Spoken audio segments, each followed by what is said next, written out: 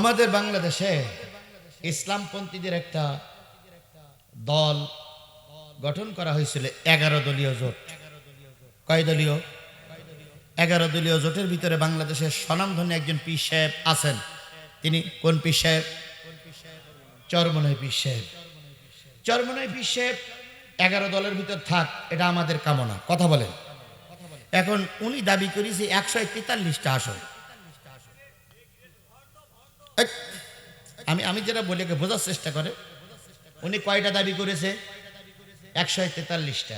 আচ্ছা, 143টা আসন উনি দাবি করতে পারেন, কিন্তু আমাদের প্রশ্ন, গোটা বাংলাদেশের 54 বছরের ভিতরে একটা এমপি আপনার ছিল না, একটা এমপি ওনার ছিল না, উপজেলা চেয়ারম্যানও সম্ভবত ছিল না, দুই একটা হাতে গুল্লি পাওয়া যেতে পারে, আর কিছু ইউনিয়নের চেয়ারম্যান, এমনকি ওনাদের শীর্ষস্থানীয় নেতারা সব জামানত বাতিল হয়েছে। সেই নেতারা এখন দাবি করতেছে কয়টা? 143টা আসন ওনাদের দিতে হবে, না দিলে ওনারা নাকি 143টা এ গ্রেডে আছে।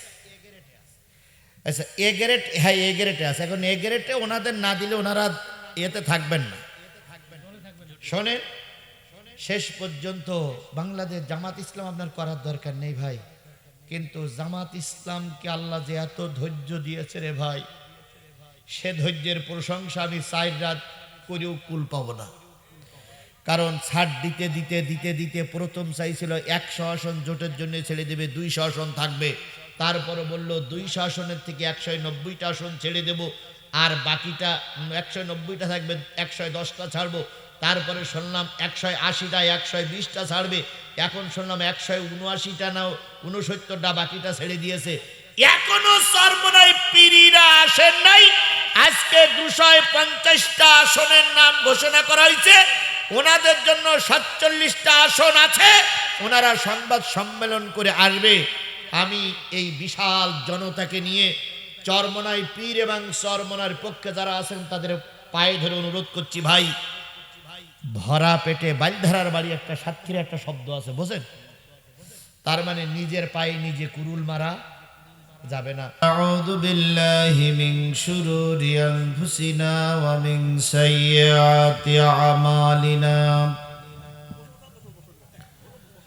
মান ইয়াহদিহিল্লাহু ফালা মুদিল্লা লাহু ওয়া মান ইউদ্লিলহু ফালা হাদিয়া লাহু। ونشهد أن لا إله إلا الله وحده لا شريك له الذي أرسله بالحق بشيرا ونذيرا وداعيا إلى الله بإذنه وسراجا منيرا فقد قال الله تعالى في كلامه المجيد وفرقانه الحميد.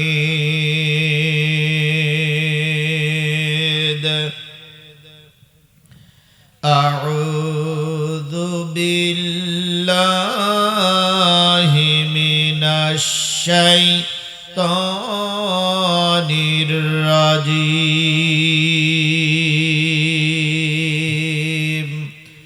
بسم الله الرحمن الرحيم. وسيق الذين اتقوا ربهم إلى الجنة زمرا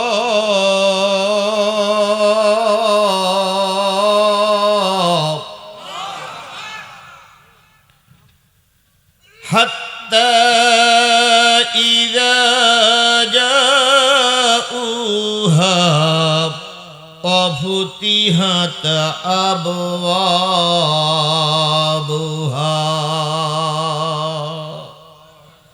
وقال لهم خزنتها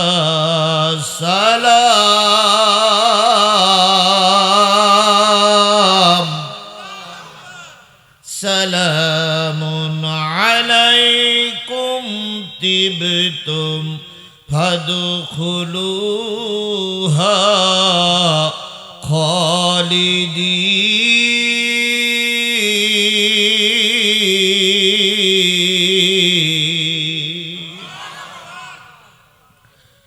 وقالوا الحمد لله الذي صدقنا وعده وأورثنا الأرض نتبوأ من الجنة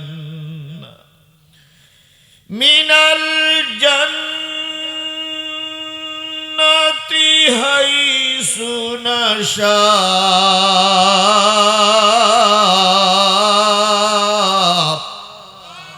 فنعم أجر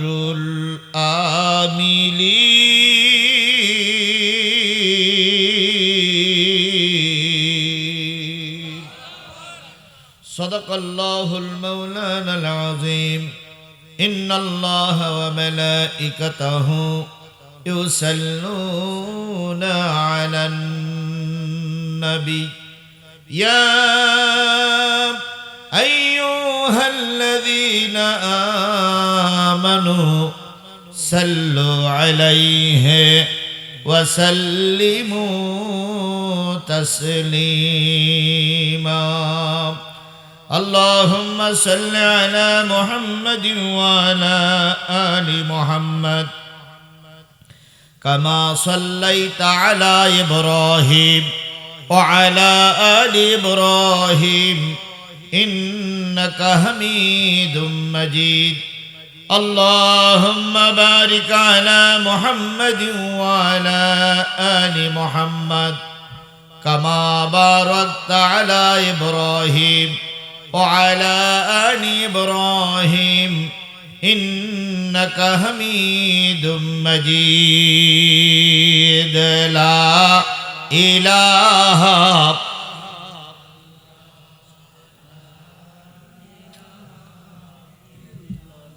জোরে জোরে লা ইলাহা লা ইলাহা লা ইলাহা লা ইলাহা ইল্লাল্লাহ মুহাম্মাদুর রাসূলুল্লাহ লা ইলাহা লা ইলাহা লা ইলাহা ইল্লাল্লাহ মুহাম্মাদুর সকলে জবান খুলে একসাথে এক বাক্যে বলছি সাল্লাল্লাহু আলাইহি ওয়াসাল্লাম। বগুড়া জেলার কুঠুরবাড়ি পশ্চিমপাড়া জান্নাত বাগ হাফিজিয়া মাদ্রাসা ও মসজিদের উদ্যোগে অনুষ্ঠিত হচ্ছে ২৭তম একদিন ব্যাপী তাফসিরুল কোরআন মাহফিল। 15ই জানুয়ারি 2026 26শে রজব 1447 হিজরি, পহেলা মাঘ 1432 বাংলা, রোজ বৃহস্পতিবার। আজকের এই তাফসিরুল কোরআন মাহফিলের শ্রদ্ধাভাজন স্বনামধন্য সম্মানিত সভাপতি জনাব আলহাজ মোহাম্মদ আব্দুল মুমিন মান্নান, সভাপতি অত্র মাদ্রাসা ও মসজিদ, সহ সভাপতি বৃন্দ আলহাজ মোহাম্মদ রুস্তুমানি, মঈনুদ্দিন সরকার, হাফিজুর রহমান মাস্টার, ইঞ্জিনিয়ার মোহাম্মদ শারজুল ইসলাম, রেজওয়ান হাসনাইন, এসহাক আলী বকুর, আজকের এই মাহফিলের সম্মানিত অতিথিবৃন্দ, দাওয়াতি অতিথিবৃন্দ, আমন্ত্রিত অতিথিবৃন্দ, আজকের মাহফিলের সম্মানিত প্রধান অতিথি কইছি না না এখানে নাম কই ভাই মতিউর রহমান তো বুঝলাম, এখানে প্রধান অতিথি বলে লেখা লাগবে না। ও সরি জি, আজকের মাহফিলের সম্মানিত প্রধান অতিথি সিঙ্গাপুর প্রবাসী, আপনাদের এলাকার সন্তান, বিশিষ্ট দানবীর, অনেক সম্পদ আল্লাহ দেশে, একসঙ্গে 5 লক্ষ টাকা যদি দিয়ে দেয় আলহামদুলিল্লাহ। আপনাদের আলহামদুলিল্লাহ জোর দিকে উনি 1 টাকাও দেবেন বলে মনে হয় না। আরে বাবা জোরে বলেন না আলহামদুলিল্লাহ, আর একটু জোরে বলেন। কমিটির লোক এমনি বলেছে আমরা ওনার কাছ থেকে দান নেই, তাহলে উনি একটা বড় দানবীর নয়? দেখা যাক ইনশাল্লাহ আল্লাহ যেন ওনার দান আজকের মাদ্রাসায় কবুল করে। সবাই মিলে বলেন আমিন। আজকের এই মাহফিলের অন্যান্য দাওয়াতি অতিথিবৃন্দ আলোচনা করেছেন সময়ের আলোড়ন সৃষ্টিকারী উদীয়মান তরুণ আলোচক হাফেজ মাওলানা হেদায়েতুল ইসলাম ফারুকী, সদস্য বাংলাদেশ মাজলিসুল মুফাসসিরিন ও খতিব তরফদারপাড়া জামে মসজিদ নওগাঁ। হেদায়েত ভাই কই? এখানেই বাসা। আজকের মাহফিলের তৃতীয় বক্তা হযরত মাওলানা মোহাম্মদ শাহ আলম, সম্মানিত ভাই পরিচালক আব্দুল বাসেত সহ গর্বিত মায়ের গর্বিত সন্তান শ্রদ্ধেয় ওলামায়ে হযরত, বগুড়া জেলার বিভিন্ন এলাকা থেকে আগত দিনদার পরেজগার মুত্তাকি মুসলমান ভাই ও বন্ধুগণ, পর্দায় অবস্থানরত শ্রদ্ধাশীলা মা ও বোনেরা, সকলকে নিয়ে সালাম বিনিময় করছি। আশা করছি এই শীতের রাতে সালামের জবাবটা সকলের পক্ষ থেকে জোরে সোরে আসবে। আসসালামু আলাইকুম ওয়া রাহমাতুল্লাহি ওয়া বারাকাতুহু। মালিকের দরবারে কোটি কোটি শুকরিয়া আদায় করছি, যিনি দয়া করে, অনুগ্রহ করে, মায়া করে তার প্রিয় বান্দাকে জাহান্নামে না পাঠিয়ে জান্নাতে যাওয়ার জন্য আজকের এই সুন্দর পরিবেশে সন্ধ্যার পরের থেকে এই রাত পর্যন্ত কবুল করেছেন। বিশ্বাস করুন বগুড়ার মুসলমানেরা, যে জায়গাটা আপনারা বসে আছেন বগুড়া জেলার এর চাইতে ভালো জায়গা আর কোনো জায়গায় নাই। কারণ আল্লাহ এবং রসুলের ভাষায় এই জায়গাটা হলো জান্নাতের টুকরা। তাহলে আল্লাহ রসুল নিশ্চয়ই মিথ্যে কথা বলে? কথা বলেন, মিথ্যে কথা বলে? তাহলে আল্লাহ বললেন এটা জান্নাতের টুকরা, রসুল বললেন এটা জান্নাতের টুকরা, আপনি কেন অবিশ্বাসী করে রাস্তায় ঘুরে বেড়াচ্ছেন? কথায় বলে বিশ্বাসে মিলায় বস্তু, তর্কে বহুদূর।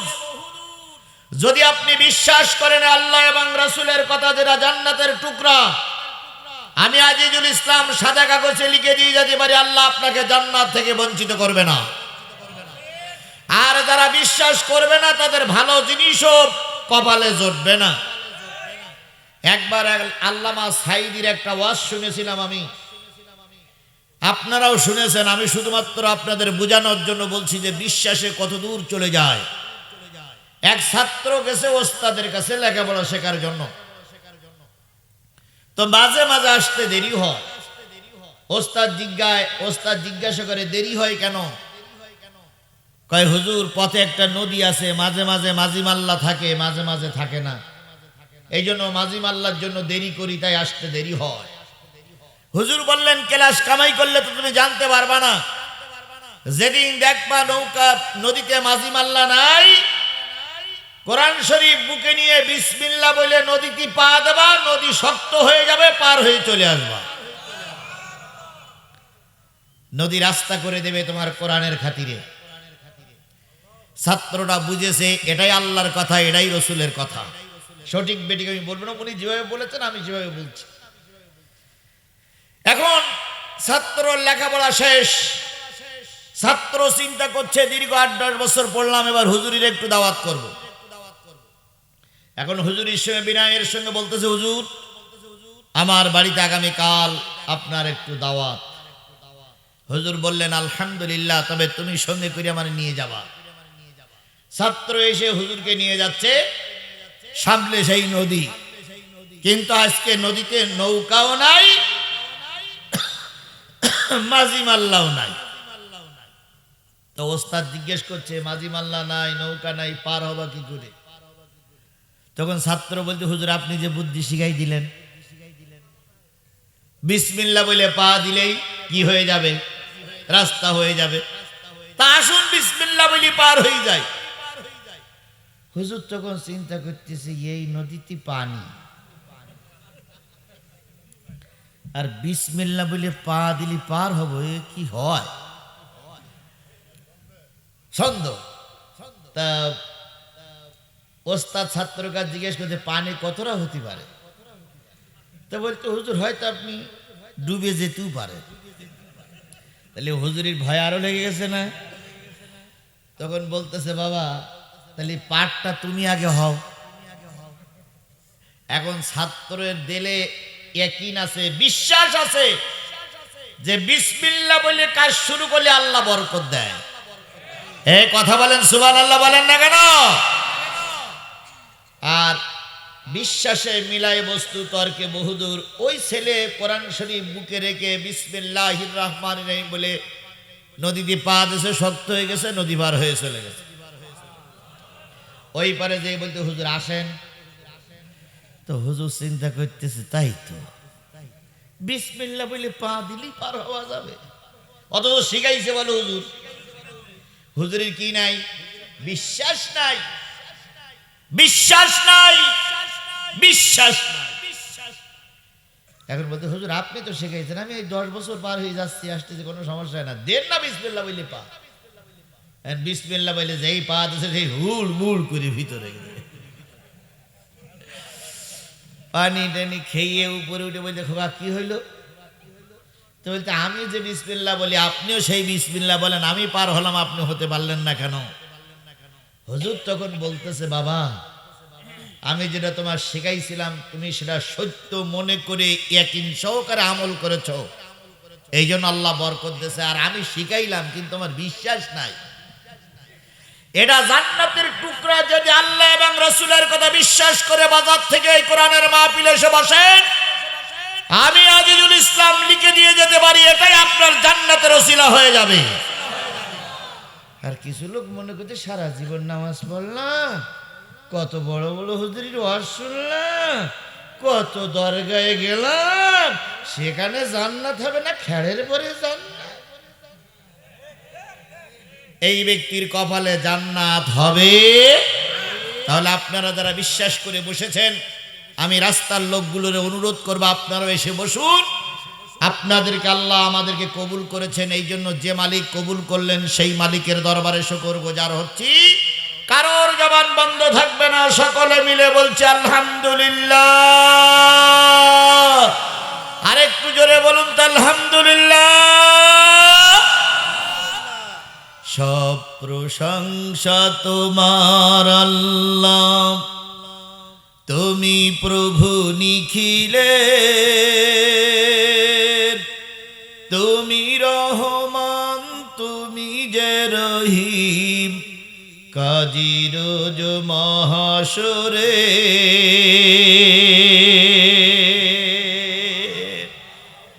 বিশ্ব মানবতার শ্রেষ্ঠ বন্ধু, সমস্ত নবী রাসূলদের শ্রেষ্ঠ রাসূল, আমাদের প্রিয় ভজন নেতা জানাবে মুহাম্মদ রাসূলুল্লাহ সাল্লাল্লাহু আলাইহি সাল্লাম।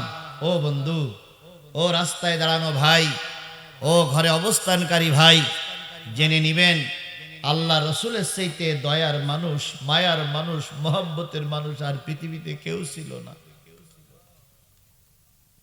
এমন মায়ার মানুষ আর পৃথিবীতে কখনো আসবে না। তিনি ছিলেন অনেক মায়ার অধিকারী। আল্লাহ রসুল এই কোরআনকে বিজয় করার জন্য ২৭টা যুদ্ধে নিজে নেতৃত্ব দিয়েছেন। এমন একটা যুদ্ধ, পরীক্ষা খননের যুদ্ধ, খাল খননের যুদ্ধ, উহুদ না বদর, উহুদ খন্দকের যুদ্ধ। এই খন্দকের যুদ্ধে খাল খনন করতে হবে, কাফেরেরা যেন না আসতে পারে। নবী সাহাবীদের সঙ্গে খাল খননে ব্যস্ত হয়ে পড়েছেন। হযরত ওমরের সামনে বিরাট একটা পাথর এসে পড়ল। হযরত ওমর বাড়ি মারে, কিন্তু পাথরটা ভাঙে না। নবীকে ডেকে বলেন, ইয়া রাসূলুল্লাহ, এত বড় পাথর তো ভাঙতে পারি না। নবী বললেন, ওমর, শাবলটা আমার কাছে দাও, দেখি আমি একটু চেষ্টা করে ভাঙতে পারি কিনা। ওমরের হাত থেকে শাবলটা নবী নিলেন, বিরাট জোরে একটা আঘাত করলেন। পাথরের গায়ে, লোহার গায়ে ঘর্ষণ লাগে একটা বিজলির মতন আলো বাহির হলো। নবীজি বললেন, ওমর, এই আলোয় আমি দেখতেছি রোম আর পারস্য মুসলমানদের পায়ের নিচে আসবে।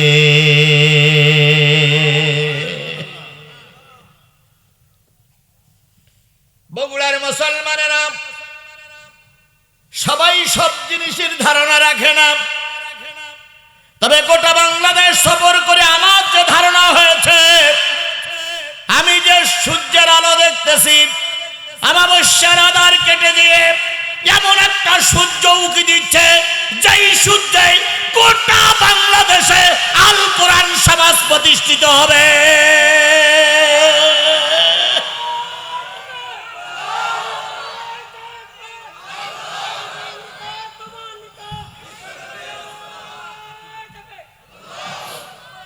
সবাই সব জিনিস দেখে না, আর সবার চোখ সব জিনিস দেখতেও,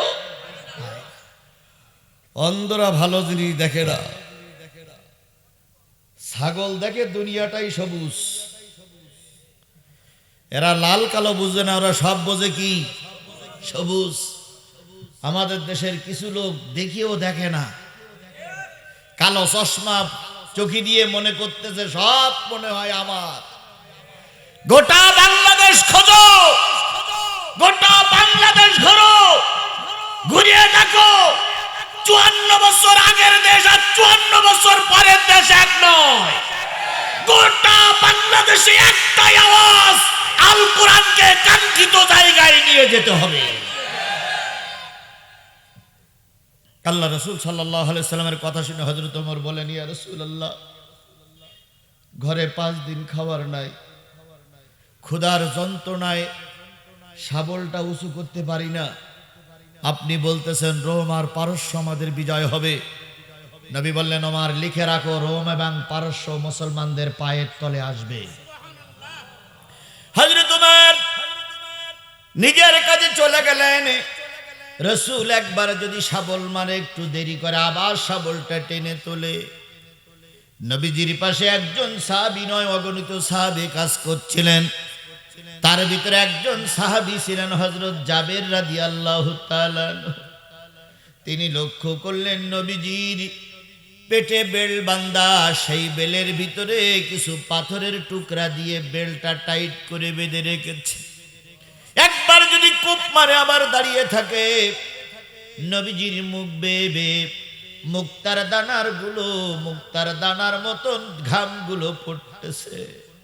হযরত জাবের রাদিয়াল্লাহু তাআলা রাসূলের কাছে এসে বলেন, ইয়া রাসূলুল্লাহ, আপনার পেটে পাথর দিয়ে বেলটা বাঁধা কেন? নবীজি জাবেরকে লক্ষ্য করে বুকের ভিতরে জড়াই ধরে বললেন, জাবের, কাজ বন্ধ করো না, তোমার নবীর ঘরে 7 দিন পর্যন্ত চুলায় আগুন জ্বলে না। ওমা আরসালনাকা ইল্লা রাহমাতাল লিল, নবী ছিলেন সকল কুল কায়নাতের জন্য রহমত। হযরত জাবের বলেন, ইয়া রাসূলুল্লাহ, যদি একটুখানি ছুটি দিতেন আমি আমার বাড়িতে চলে যেতাম। নবীজি বললেন, জাবের কাফেররা কিন্তু আসার জন্য দিনক্ষণ অপেক্ষা করতেছে, কখন এসে পড়বে। জাবের চলে গেলেন, নিজের স্ত্রীকে ডেকে বললেন, ওগো আমার সহধর্মিনী স্ত্রী, যে নবীর চেহারার দিকে তাকাই থাকলে বাচ্চাদের পেটে ক্ষুধা থাকে না, যে নবীকে পূর্ণিমার রাতে দেখেছি, পূর্ণিমার চাঁদের ভিতরে কলঙ্ক আছে, নবীর চেহারায় কলঙ্ক নাই, সেই নবীর পেটে আজকে প্রায় ছোট বড় 70টা পাথর বাঁধা। তুমি কি পারো না আমার নবীর জন্য একটু মেহমানদারি করতে? জাবেরের স্ত্রী বললেন, স্বামী, ব্যথার কথাটা আগেই বললে খানা পিনা যুদ্ধের ময়দানে পৌঁছায় দিতাম। বলেছে যখন, নবীকে দাওয়াত করো, আমি রান্না চড়িয়ে দেই, তাড়াতাড়ি নবী যেন আমার বাড়িতে আজকের দুপুর বেলার মেহমান হয়। জাবের বললেন, সহধর্মিনী স্ত্রী, কয়জনকে দাওয়াত করা যেতে পারে? স্ত্রী বললেন, স্বামী, ঘরে যতটুকু গোশত আছে আর যতটুকু আটা আছে, রুটি বানাইলে পেট পূর্ণ করে যদি কেউ খায়, উদার পূর্ণ করে যদি কেউ খায়, 3 জন খেতে পারবে। হালকা খাইলে 10 জন খেতে পারবে। 3 জনের দাওয়াত করলে ভালো হয়, অতিরিক্ত হলে 10 জন, 10 জনের বেশি হইলে কিন্তু মান সম্মান বজায় রাখা যাবে না। হযরত জাবের স্ত্রীকে বলে চলে গেলেন নবীজির কাছে, কানে কানে বলেন, ইয়া রাসূলুল্লাহ, আপনার কষ্টের কথা আমি, আপনার কষ্টের চেহারা আমি নিজের চোখে দেখেছি, আর আপনার কষ্টের কথাগুলো আমার স্ত্রীকে বলেছি, তিনি শেয়ার করেছেন। আজকে দুপুর বেলা আপনার আমাদের বাড়িতে দাওয়াত, কয়দিন না খাওয়া নবী, ও আমার জাতি, কয়দিন না খাওয়া নবী? 7 দিন না খেয়ে যুদ্ধের ময়দানে খাল খনন করতেছে, আর তুমি আমি মুসলমান ধর্মের কথা বলতে গেলে অজুহাত খাড়া করি, কয় সাজ না খেয়ে আসি। বলে এই 2 কাতার থেকে 2 জন লোক হাত তুলে বলেন তো, হুজুর আমি 3 দিন কি 4 দিন কি 2 ওয়াক্ত কি 3 ওয়াক্ত খাই না। এরকম কেউ আছেন? এরকম কেউ আছেন? ইসলাম এমনি এমনি আসেনি। যে কালেমার দাওয়াত তুমি দাও, সেই কালেমার দাওয়াত রাসূল দিয়েছে। যে কালেমার দাওয়াত আমি দেই, সেই কালেমার দাওয়াত আল্লামা সাঈদী দিয়েছে। আল্লামা সাঈদী কালেমার দাওয়াত দিয়ে 13 বছর জেল খেটেছে।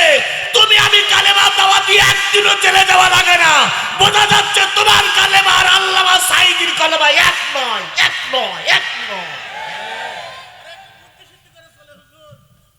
এক কালেমায় রুটি রুজিয়ার, এক কালেমায় ফাঁসি, এক কালেমায় রুটি রুজিয়ার, এক কালেমায় ফাঁসি। কোন কালেমায় থাকবে তুমি জানাও জগতবাসী। এক কালেমায়, এক কালেমায় রুটি রুজিয়ার, এক কালেমায় ফাঁসি। কালেমা তো একই নাকি? সরমনাই হুজুর যে কালেমা পড়ি, আমরাও সেই কালেমা পড়ি। তাবলীগ ওয়ালারা যে কালেমা পড়ে, বিএনপি সেই কালেমা পড়ে। কথা বলেন, কথা বলে। বিএনপি যে কালেমা পড়ে, জামাত ইসলামও সেই কালেমা পড়ে। একই কালেমা দাওয়াত দিয়ে কারোর জেল খাটতে হয়, আর একই কালেমা দাওয়াত দিয়ে কোটি কোটি টাকা নিয়ে কেউ হেলিকপ্টারে ঘুরিয়ে বেড়ায়। কালেমা একই না বাবা? কালেমার ভিতরে কোনো পার্থক্য আছে? এটা বিএনপির কালেমা, এটা জামাতের কালেমা বলে আলাদা কোনো কালেমা আছে নাকি? তাহলে এক কালেমা পড়ি কেউ জেল খাটে, আর কারোর কিছুই হয় না। কেউ কেউ কেউ হাড়ের গায়ে তেল মাখায়, আর কেউ 3.5 হাত দূরে তেল মাখায়। কেউ দরজা খোলে হাত দিয়ে, আর কেউ দরজা খুলে ভুড়ি দিয়ে ঠেলা দিলেই দরজা খুলে যায়। আমি একবার বাগেরহাট এক মাহফিলে গেছিলাম, যেয়ে দেখি এক হুজুর শুয়ে আছে, মনে হইল চালির বস্তা। তো শীতকালে লেপ মুড়ি দিয়ে শুয়ে আছে। আমি কমিটির সভাপতি বলতেছি, মনোয়ার ভাই, এ চালির বস্তা মসজিদে গে? তো হুজুর চালির বস্তা না, প্রধান বক্তা। আমি চিন্তা করলাম, এই যদি হয় প্রধান বক্তারে সর্বনাশ। এবার আমি মঞ্চে, আমি দ্বিতীয় বক্তা, আমি আগে উঠেছি, উনি আইসে। এসে যখন মঞ্চে যখন উঠেছে, মঞ্চ তখন কসর মসর মসর কসর করতেছে। মঞ্চ বুঝতেছে বক্তা এক কান আইসে আজকে। এরপরে দেখলাম 3-4 জনের ধরে চেয়ারে বসাইলো, বসানোর পরে বলতেছে কি হাসে কে? তো বলতেছে দ্বিতীয় বক্তা যে গরম ওয়াজ করেছে আমি ওরা ওয়াজ করতে পারবো না। জনগণ বলতে উনি যে কায়দা করেছে সেই কায়দা আপনি ওয়াজ করবেন। উনি বলতে হা হা হা হা হা। যেই বক্তা যে কায়দার হোক, আমি কোনো বক্তা নিয়ে সমালোচনা করি না, তবে একটা কথা হচ্ছে রাসূল যে কালেমার দাওয়া দিয়েছে, যে রসুল যে হক কথা বলেছে, তুমি আমি রসুলের পক্ষের লোক হলি, সেই হক কথা তোমার আমাকে বলা লাগবে। যদি না বলো তাহলে বোঝা গেল কালেমার হক আদায় করা হচ্ছে না। আল্লাহ নবী বললেন যাবেন, কতজন লোকের দাওয়াত? নবীজি বললেন, জাবের বলেন ইয়া রাসূলুল্লাহ, উদার পূর্ণ করে খাইলে 3 জন, আর যদি সাধারণ খাওয়া খান তাহলে 10 জন। নবীজি বললেন যাও বাড়িতে যে অ্যারেঞ্জমেন্ট করো, আজকের এই যুদ্ধে 3000 সাহাবী কাজ করছে, 3000 সাহাবী তোমার বাড়িতে দুপুর বেলা মেহমান। ইয়া রাসূলুল্লাহ, ইয়া রাসূলুল্লাহ, নবী বললেন চুপ। ইয়া রাসূলুল্লাহ 1 মিনিট। নবী বললেন চুপ। আচ্ছা বলেন, জাবেরের স্ত্রী বলেছে পেট পূর্ণ করে খালি কয়জন, আর সাধারণ খাওয়া খাইলে সেখানে যাবে কয়জন? আচ্ছা বলেন, বাড়িওয়ালা আর বাড়িওয়ালি কি বাড়ি থাকবে? আপনার বেলায় যদি হইতো তো আপনি কোন জায়গায় যাইতেন? হায় রে আল্লাহ। নবীজি বললেন বাড়ি যাও, রুটির পাত্র আর গোশতের পাত্রটা ততক্ষণ পর্যন্ত নামাবে না যতক্ষণ পর্যন্ত আমি নবী না যাই। চলে গেলেন 2 জন, বাড়িতে যে রুটির পাত্র আর গোশতের পাত্র ঢেকে রাখলেন। জোহরের সালাতের বিরতি, নবীজি বললেন দেখতেছি তোমাদের কাজ করে মুখটা শুকিয়ে গেছে, সবার খাদ্য নাই, চলো আজকে জাবেরের বাড়িতে দুপুরবেলা গোশ আর রুটির দাওয়াত। যাদের 3 দিন 4 দিন 3 ওয়াক্ত 4 ওয়াক্ত খাওয়া হয় না, তারা খুশি না বেজার? খুশিতে সবাই চলে গেলেন। জাবের আর জাবেরের স্ত্রী রুটি আর গোশতের পাত্রটা নবীর সামনে দিয়ে 2 জন আত্মগোপন করে পড়িয়ে আছে। আল্লাহ মান বাঁচাও, আল্লাহ সম্মান বাঁচাও। কথায় বলে মানির মান কে রাখে? নবীজি 1 কান করে রুটি নিলেন, 2 টুকরা করে গোশত দিলেন, বরকতের ভু লাগে 2 দিক থেকে দিতে থাকলেন, দিতে থাকলেন, দিতে থাকলেন, দিতে দিতে 300 লোকের 300 সাহাবীর হাতে রুটি আর গোশত পৌঁছায় গেল।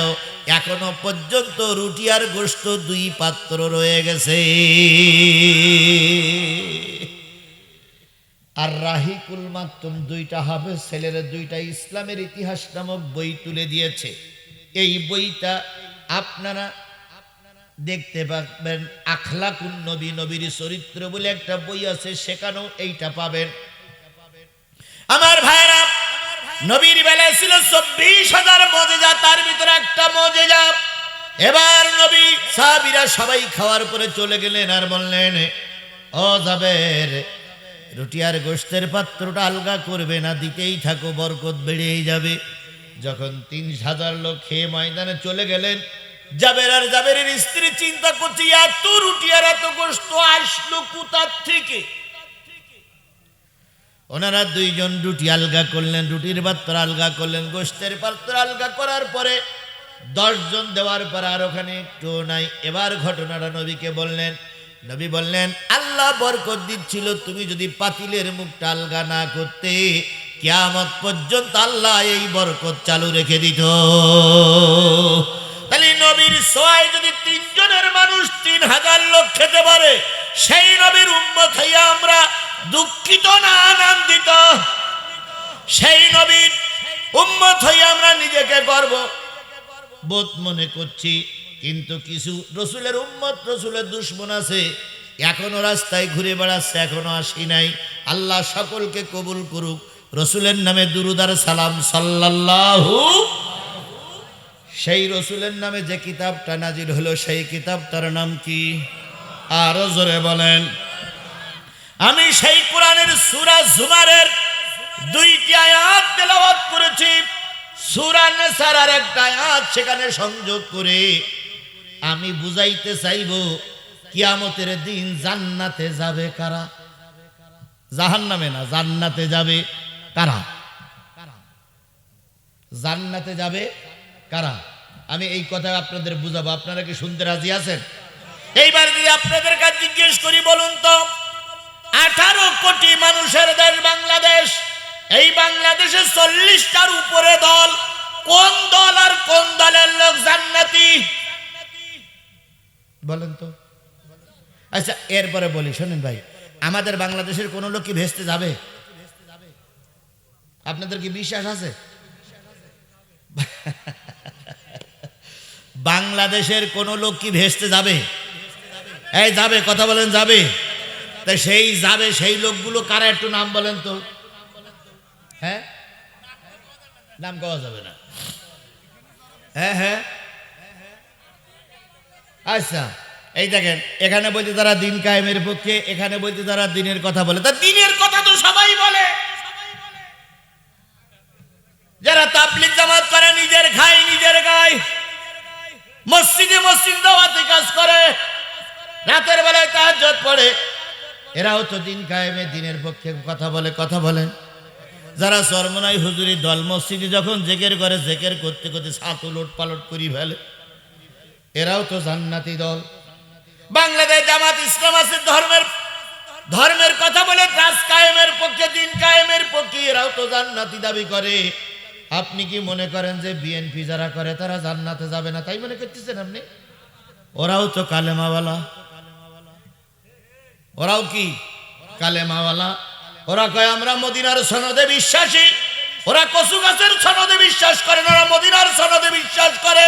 শেখ হাসিনাও বলতো আমি মদিনার সনদে বিশ্বাস করি, কিন্তু কয়েকদিন পরে দেখা গেল মদিনার সনদ বাদ দিয়ে মোদির সনদ কায়েম করে ফেললো। কার সনদ কায়েম করেছিল? মোদির সনদ। তাহলে সবাই তো ইসলাম চায়। বিএনপির ভিতরে ইসলাম আছে, আওয়ামী লীগের ভিতরে ইসলাম আছে, জাতীয় পার্টির ভিতরে ইসলাম আছে, চরমনার ভিতরে ইসলাম আছে, হেফাজতের ভিতরে ইসলাম আছে, জামাতের ভিতরে ইসলাম আছে। কিন্তু আমার প্রশ্ন হলো, এই 40টা দলের ভিতরে 18 কোটি মানুষের ভিতর থেকে জান্নাতে যাবে কারা? এখন আচ্ছা হয়েছে,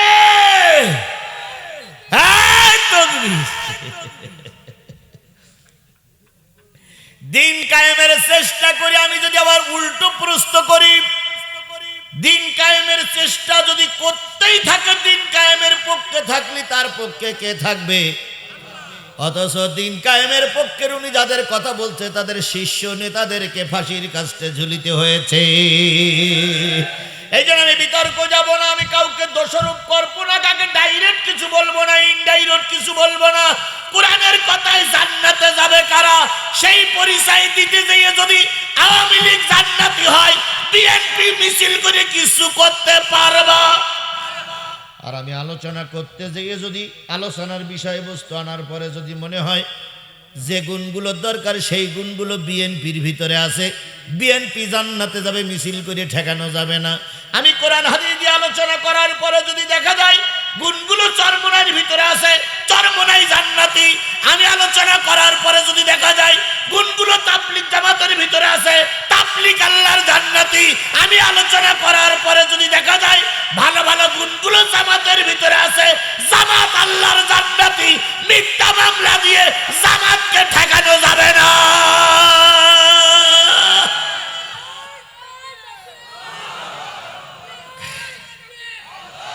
আমার বলতে দেন, বলতে দেন, বলতে দেন।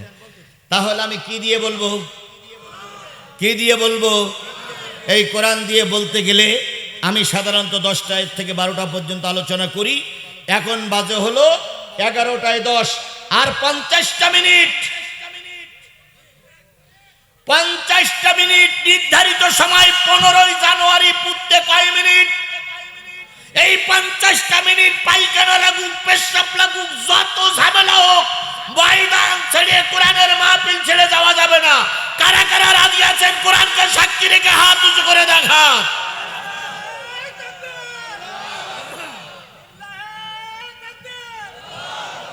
ভাই কোরআনের মাহফিলে আপনার হাত না ওঠা তো খুব খারাপ। আমি কার পক্ষে হাত তুলতে বলেছি? কোরআনের পক্ষে। আপনার হাত কিন্তু কোনো দলের পক্ষে আমি তুলতে বলিনি, না, কখনো নয়, কখনো নয়। আমি জামাত ইসলামের পক্ষে হাত তুলতে বলিনি, চরমনাইয়ের পক্ষে হাত তুলতে বলিনি। হাত তুলতে বলেছি কার পক্ষে? আপনি আল্লাহর বান্দা নয়? আল্লাহ আপনার তৈরি করিনি? এ কোরআন আল্লাহর কিতাব না? তাহলে আপনার হাতটা কোরআনের জন্য ওঠে না কেন? প্যারালাইসিস হবে, প্যারালাইসিস হবে, প্যারালাইসিস হবে। হাত নামান। তাহলে হাত নামাই দেখালেন, আপনি কি শুনবেন? জোরে বলেন, কি শুনবেন? আমিও কথা দিচ্ছি, দলীয় কথা নয়, কোরআনের কথাই হবে ইনশাআল্লাহ। কোন সূরা? 24 নম্বর পারার 39 নম্বর সূরা, সূরাতুজ জুমার 75টা আয়াত। 75টা আয়াতের ভিতর থেকে আমি তেলাওয়াত করেছি 73, 74, কয়টা? আরো জোরে বলেন। এবার চলে যাচ্ছে, আল্লাহ বলতেছেন ওয়াসিকাল্লাযীনা তাকাও রাব্বাহুম ইলাল জান্নাতি যুমারা।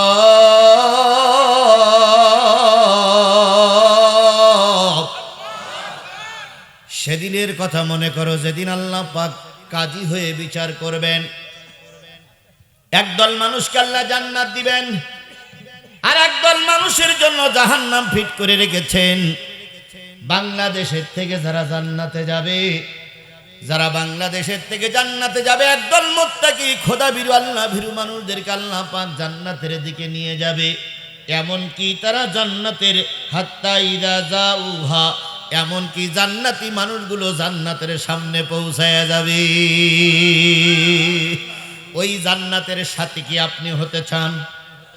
আল্লাহ যেন আমাকে ওই জান্নাতি মেহমান হিসেবে কবুল করেন। সকলে মিলে বলেন আমিন। আল্লাহ যারা মঞ্চে আছে তাদেরকেও যেন জান্নাতি হিসেবে কবুল করে। বাংলাদেশের 18 কোটি মানুষের ভিতরে যারা কাফের মুশরিক আছে এরা বাদে সবাইকে যেন আল্লাহ জান্নাতি হিসেবে কবুল করে। তাহলে আপনি আমি কোথায় যেতে চাই? জান্নাতে আমি একা যাব না তো ভাই, জান্নাতে আমি একা যাব না তো ভাই, তোমাকেও আমি আমার সাথে নিতে চাই। তাহলে আজকে এখানে যারা আমরা কষ্ট করতেছি, 2 ঘন্টা 2.5 ঘন্টা 3 ঘন্টা মাহফিলে বসে আছি, আল্লাহ আমাদের জান্নাত দেখ, এই আশা তো আমরা করতে পারি? এই কথা বলেন, করতে পারি না? পারি না? একদল মানুষকে আল্লাহ রাব্বুল আলামিনের ফেরেশতারা কোথায় নিয়ে যাবে? কথা বলেন, কথা বলেন, কথা। জান্নাতের দিকে নিয়ে যাবে। এখন প্রথম যদি প্রশ্ন করি কারা? আপনি বলেন মুত্তাকি। এখন আমরাও তো মুত্তাকি, যারা আওয়ামী লীগ করতো তারাও মুত্তাকি, যারা বিএনপি করে তারাও মুত্তাকি। যদি মুত্তাকি নাই হবে, রোজার মাসে দুপুরবেলা খায় না কেন? রোজার মাসে দুপুরবেলায় স্ত্রী সহবাস করে না কেন? তাহলে নিশ্চয়ই ওরা কি একটু হলেও ভয় ওদের দিলের ভিতরে? এই কথা বলেন। হয়তো 5 ওয়াক্ত পড়ে না, কিন্তু জুমার দিন নামাজ পড়তে যায়। আল্লাহ রাব্বুল আলামিন বলতেছে একদল মুত্তাকি মানুষদেরকে ফেরেশতারা জান্নাতের দিকে নিয়ে যাবে। হাত্তা ইযা যাউহা, এমনকি জান্নাতি মানুষগুলো যখন জান্নাতের সামনে চলে যাবে, ফুতিহাত আবওয়াবুহা, এমনি এমনি দরজা সমূহ খুলে যাবে। কোন রকম বিলি কি বলে কি কলিং বেল টেপা লাগবে না, কাউকে ডাকা লাগবে না, দারোয়ান ডাকা লাগবে না। ফুতিহাত আবওয়াবুহা, জান্নাতের দরজাগুলো খুলে গেল। ওই ভিতরে ছিল ফেরেশতা, তাদের সামনে জান্নাতি মানুষেরা দাঁড়ায় গেছে। মনে করেন আপনি সামনে, আর জান্নাতি মানুষ ফেরেশতারা ভিতর থেকে এবার আপনার সামনে ভিতরের ফেরেশতা, আর আপনি মুখোমুখি হয়ে গেলেন। জান্নাতের দরজা না খোলা পর্যন্ত জান্নাতি ফেরেশতাদের সঙ্গে দেখা এখন হয়ে গেল। আপনিও জান্নাতি, তারাও জান্নাতের ভিতরে আছে। তারা কি বলে বলবো? জান্নাতি ফেরেশতারা যে আপনারে প্রথম দরজা খুলে দেখলো আপনি জান্নাতের সামনে দাঁড়ায় আছেন, ওরা কি বলে বলবো? এটা কি আমার কথা বলবো না আল্লাহর কথা বলবো? আল্লাহ বলতেছেন জান্নাতি লোকেরা যখন দেখলো তখন তারা বলো অকাল লাহুম খাজানাতুহা, দ্বাররক্ষকরা বলবে সালাম সালাম সালাম সালামুন আলাইকুম তিবিতুম ফাদখুলুহা খালিদিন। ও বাংলাদেশের মানুষেরা, আসসালামু আলাইকুম। তোমরা কোথায় যাচ্ছ? জান্নাতে। তোমাদের পরে আমার শান্তি, আমাদের সালাম। তিবতুম, শান্তি সহকারে এর ভিতরে ঢোকো। ফাদখুলুহা খালিদিন, অনন্তকালের জন্য থাকবা, কেউ ডিস্টার্ব করবে না। তাহলে জান্নাতের মানুষেরা যখন জান্নাতের সামনে দাঁড়িয়ে আছে, ফেরেশতারা এসে বলবে কি? এই কথা বলেন, সালাম। তাহলে জান্নাতি মানুষের প্রথম কথা কি? আপনার আমার প্রথম কথাটা কি হওয়ার দরকার? আরো জোরে বলেন। তবে সেই সালামটা যেন সহি হয়, সেই সালামটা যেন ভুল না হয়। এই 22 তারিখে দেখবেন এখনো নেতারা একটু চুপ করে আছে। আজকে সোহেল ভাই এখানে আসার কথা ছিল, আবিদুর রহমান সোহেল ভাই আসেনি। ওই এর কারণে কি বলে, নির্বাচনী আচরণ বিধি লঙ্ঘনের কারণে তিনি আসেন নাই। বিএনপির নেতা তিনিও আসেন নাই। এই কারণে 22 তারিখের থেকে ঠেলা ঠেলা ঠেলা। সবাই ঘুরবে আর কি বলবে? আসসালামু আলাইকুম, আসসালামু আলাইকুম ভাই, আসসালামু আলাইকুম। তার মানে তুইও মর, আমিও মরি। সালাম আলাইকুম মানে কি? তুইও মর। কিন্তু জান্নাতি মানুষের প্রথম কথা হবে কি? আসসালামু আলাইকুম ওয়া রাহমাতুল্লাহি ওয়া বারাকাতুহু। আপনার আমার মানুষের সঙ্গে দেখা হলে প্রথম কথা হবে কি? তাহলে আজকের থেকে সালাম দেবেন তো ইনশাআল্লাহ। এবার ফেরেশতারা বলবে তিবতুম ফাদখুলুহা খালিদিন, ঢোকো এর ভিতরে, কিয়ামত পর্যন্ত, অনন্তকাল পর্যন্ত থাকো। এবার আমি আপনাদের কাছে প্রশ্ন করছি, জান্নাতি ফেরেশতারা দেখলো আমরা দাঁড়াই আছি, সেই আমরা কারা? সেই জান্নাতি লোক কারা? আপনারা তো। আপনারা কারা? বাংলাদেশি। বাংলাদেশি। এইবার আমি একটু সূরা নিসার ভিতরে যাই, দেখি আল্লাহর জান্নাতে কারা যাবে। যাব যাব।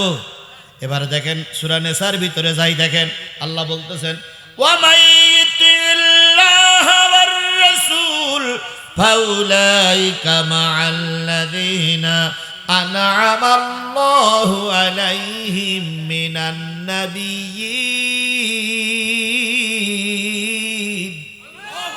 ওয়াস-সিদ্দিকিন ওয়াশ-শুহাদাই ওয়াস-সালিহিন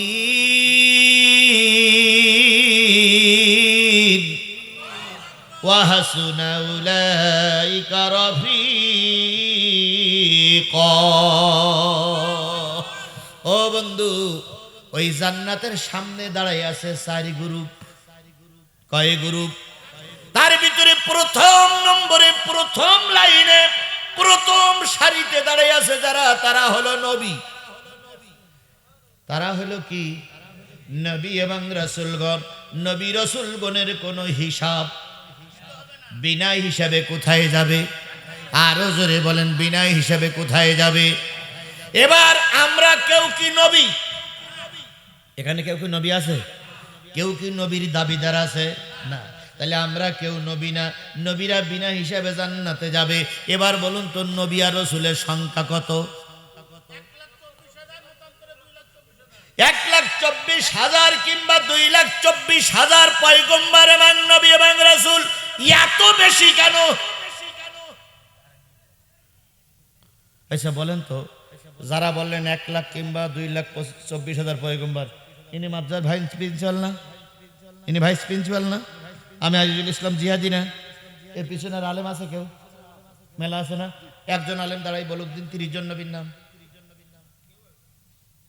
বলুক। জীবনও পারবে না। খুব বেশি হলে কোরআন শরীফে 25 জন লোকের নাম, 30 জন বলবে কি করে? বলতে গেলে নতুন আয়াত নাযিল করতে হবে। তাহলে কোরআন শরীফে 25 জন লোকের নবীর নাম, 24-25 জন লোকের নবীর নাম আমি বলতে পারি, উনিও বলতে পারে, আলেমরা বলতে পারে, হুজুররা বলতে পারে।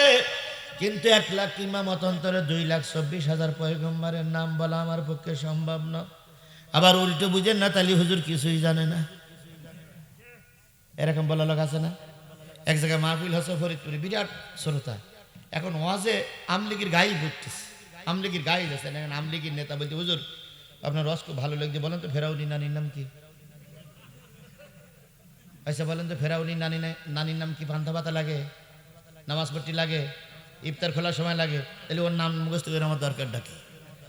তাই বললাম স্যার আমি আপনার কাছে মাপ চাই, আমি ফেরাউনির নাম না জানি না।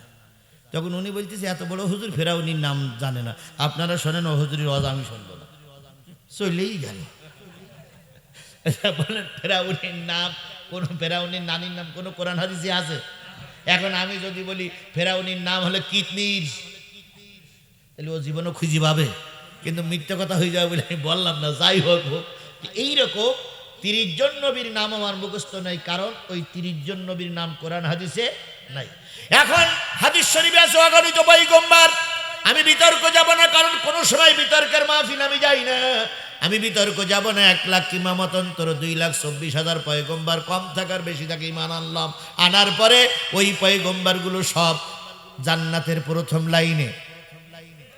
এখন আমরা কি কেউ নবী হতে পারবো? আমাদের পক্ষে কি নবী হওয়া সম্ভব? তাহলে নবীরা বিনা হিসাবে কোথায় যাবে? নবীদের 2টা আমল যদি করতে পারেন আপনিও বিনা হিসাবে জান্নাতে যেতে পারেন। তার ভিতরে গ্রুপটা 4টা ওদের সঙ্গে দিতে পারে। নবীদের 2টা কাজ ছিল প্রত্যেক নবীদের। 1 নম্বর, কোন নবী বেনামাজি ছিল না। কোন নবী কি ছিল না? কথা বলেন, কি ছিল না? আর জীবনে কোন নবী দাড়ি কাটেনি। এই 2টো সুন্নত প্রত্যেকটা নবীর বেলায় ছিল। অথচ আমাদের বেলায় অনেক পীর সাহেবের দেখি মুইতে পানি নেয় না। অনেক পীর সাহেবের মুখি দাড়ি নাই, ছাপ্পা। আগে দেখতাম পিরিদির দাড়ি সামনে, এখন দেখি পিরিদির দাড়ি পিছনে। ওই যে ফরিদপুরি এক পীর সাহেব আছে ফয়সাল সাহেব, ওনার দাড়ি সামনে না পিছনে? দেখি শুনে বলবেন, আন্দাজে বলবেন না। ওনার বাবরি চুল, সামনের দিকে সপ্পা, মাঝে মাঝে সিগারেট খায়। তাহলে কোন পীর যদি সিগারেট টানের সামনে দাড়ি না রেখে পিছনে দাড়ি রাখে, সে কখনো পীর হতে পারে না। কোন নবী দাড়িতে খুর লাগাই? জোরে বলেন, কোন নবী দাড়িতে খুর লাগাই? তাহলে নবীর সঙ্গে যদি জান্নাতি হতে চাও, আজকে থেকে তোমার পায়ে ধরে অনুরোধ করে গেলাম বাজান, জীবনে অনেকবার দাড়ি কেটে, আজকে থেকে দাড়িটা রেখে দাও। আল্লাহর কসম, রজব মাস, শাবান মাসের পরে রমজান মাস, হয়তো অনেকে নিয়ত করেছো রোজার মাসে রাখবো, রোজার মাস পর্যন্ত আল্লাহ হায়াত দিতেও পারে, নাও দিতে পারে। আজকের কোরআনে তোমার কাছে অনুরোধ করে গেলাম বাজান, আর দাড়িটাই খুল লাগায়ও না, নবীর গলায় ছুরি দিও না, আজকে দাড়িটা রেখে দাও। আমি আজিজুল ইসলাম তোমার জন্য সাক্ষী হয়ে গেলাম, আল্লাহ পাক তোমাকে আমাকে একসঙ্গে জান্নাতি বানাবে। 2 নম্বর, রজব মাসে নামাজ ফরজ হয়েছিল কয় ওয়াক্ত? 50 ওয়াক্ত নামাজ এই মাসেই ফরজ হয়েছিল। তাও আজকে কতই রজব? 26 রজব। এই রাতের শেষের দিকে এসে আল্লাহ নবী মেরাজে গমন করেছিলেন। কয় ওয়াক্ত? প্রথম পাইল কয় ওয়াক্ত? তারপরে 40, তারপরে 30, তারপরে 20, তারপরে 10, তারপরে কত? 5। মুসা আলাইহিস সালাম বলেছিলেন, ও হাবিব, ও আল্লাহর নবী, আরেকটা বার আপনি যান। নবী বলেছেন, আমার লজ্জা লাগায় আমি আর যেতে পারি না। নবী যদি সেদিন আরেকবার যে মালিকের কাছে যদি দাবি করতেন, হয়তো মালিক 5 ওয়াক্ত নামাজ আমাদের পথ থেকে তুলে নিত। কিন্তু আল্লাহ বললেন, নবী, প্রথম তোমার জন্য ফরজ করেছিলাম কয় ওয়াক্ত? 50 ওয়াক্ত। কোন উম্মতি মুহাম্মাদি যদি 5 ওয়াক্ত নামাজ পড়ে, অন্যান্য নবীর উম্মতরা যে কয় ওয়াক্ত নামাজ পড়বে সেই কয় ওয়াক্তর সওয়াব পাবে। আর আপনার উম্মতেরা যদি 5 ওয়াক্ত নামাজ পড়ে, 50 ওয়াক্তের সওয়াব নিয়ে কিয়ামতের ময়দানে উঠবে। এই জন্য কোন নবী বেনামাজি ছিল না। আজকে মায়েদের বলি, বোনদের বলি, ভাইদের বলি, বাবাদের বলি, যুবকদের বলি, যুবতীদের বলি, বাজান, রজব মাসের আজকে 26 তারিখে এই রাত্রে আল্লাহ রসুল মেরাজ গমন করেছিলেন। তাই তোমার পায়ে ধরে বলে গেলাম বাজান, আজকের থেকে নিয়ত করো, এই রজবের মাসের এই রাত্রি থেকে নিয়ত করলাম নামাজ কাজা হবে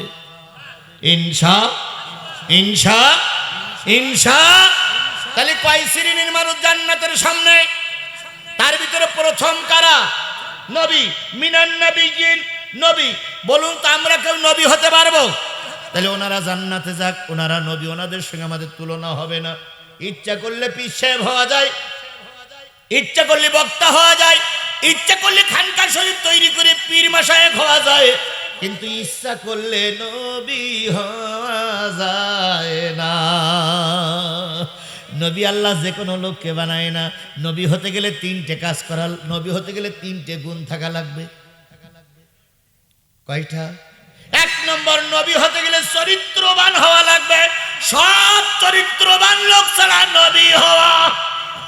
আমাদের দেশের পীর সাহেব এখন কিছু আছে নবিয়ানা দাওয়াতি কাজ করে, কিন্তু সুযোগ পাইলেই ভাঙা ভাঙা বেড়া, ভাঙা বেড়া, ভাঙা বেড়া। পীরির দরবারে আগের লোক গেলে নামাজ হইত, আর এখন পীরির দরবারে গেলে মানুষ নামাজি লোক বেনামাজি হয়ে ফিরে আসে। সেজদা করবি কোন জায়গায়? সব জায়গায় শয়তান সেজদা করিস, সেজদা করা লাগবে না। এরকম পীর আমার সমাজে আছে না নাই? পানির ভিতর আগুন জ্বলে, পানির ভিতর আগুন জ্বলে, ঝাল বাতাসে নেবে না। খাজা বাবার মুরিদি হইলে নামাজ রোজা লাগে না। আল্লাহরে ধন নবীরে দিয়া, গেলেন নবী গায়েব হইয়া।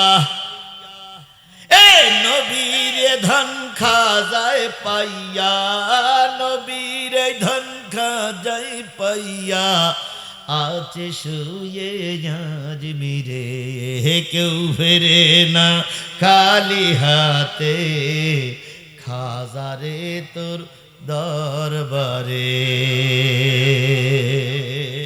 এরকম ভণ্ড পীর আমার সমাজে আছে না নাই? তাহলে পীর হতে গেলে নবিয়ানা কাজ করা লাগবে। আর নবীরা কখনো বেনামাজি ছিল না। আজকের কোন পীর সাহেব যদি বেনামাজি হয়, ও পীর না ক্ষীর?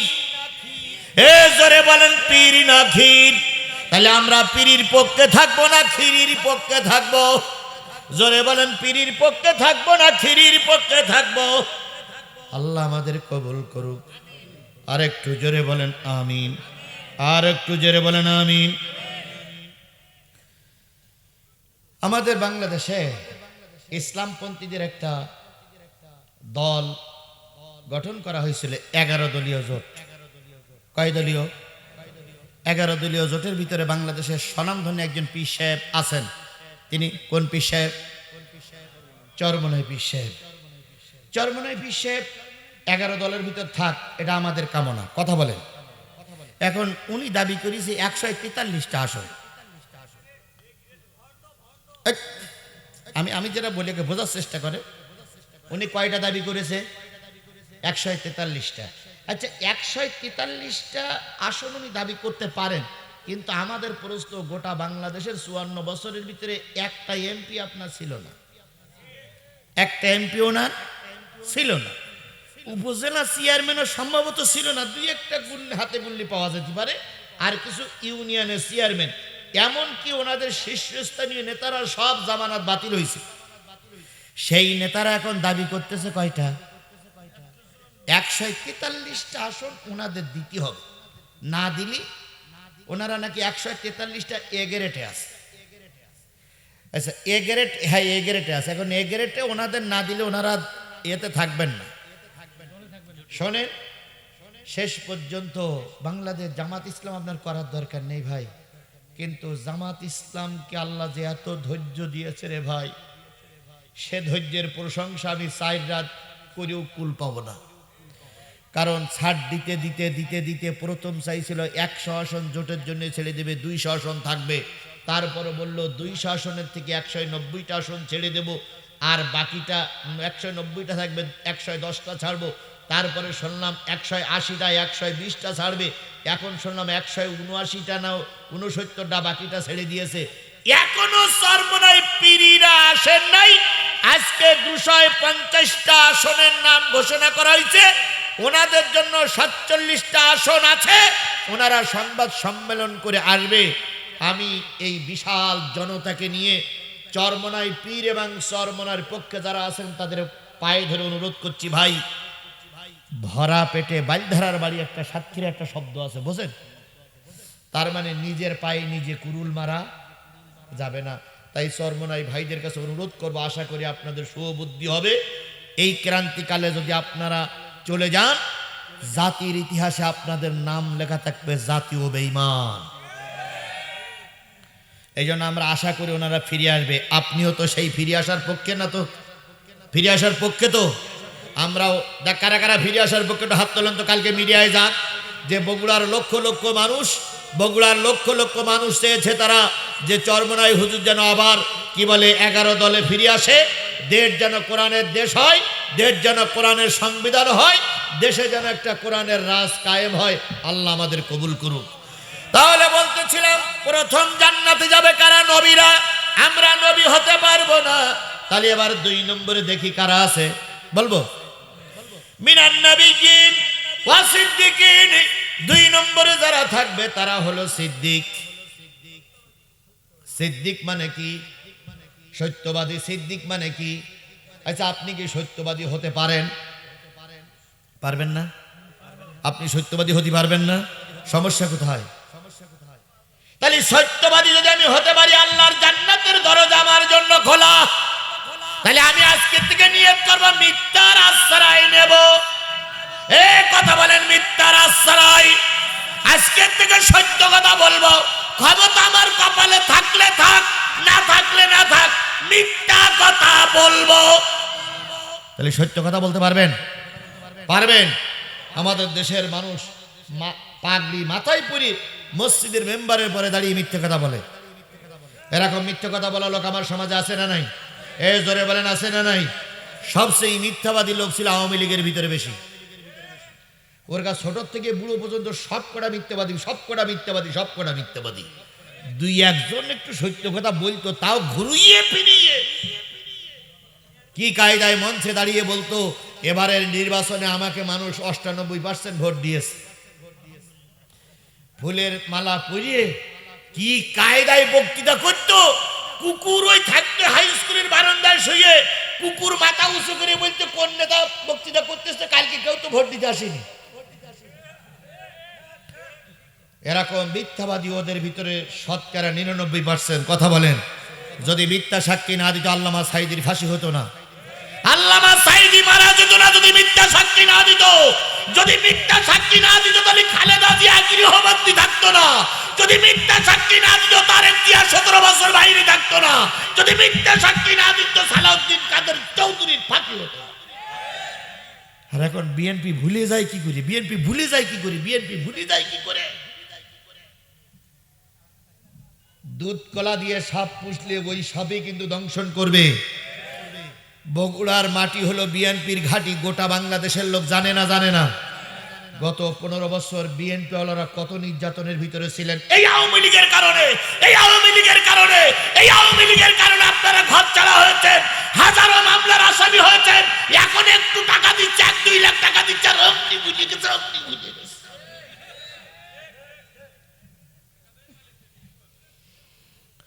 আজকে যদি টাকায় নেতারা বিক্রি না হতে, একটা আওয়ামী লীগের লোক পালাই যেতে পারত না। কিন্তু একটা নেতা 10 লাখ, 20 লাখ, 15 লাখ, 50 লাখ টাকা খেয়ে পার করতেছে। আর এখন বগল দাওলা নেতা সাজো, তাই না? এ কাজ যদি জামাত করে থাকে জাতীয় মুনাফিক, এ কাজ যদি বিএনপি করে থাকে জাতীয় মুনাফিক, এ কাজ যদি জাতীয় পার্টি করে থাকে জাতীয় মুনাফিক, এ কাজ যারা করে মুনাফিক।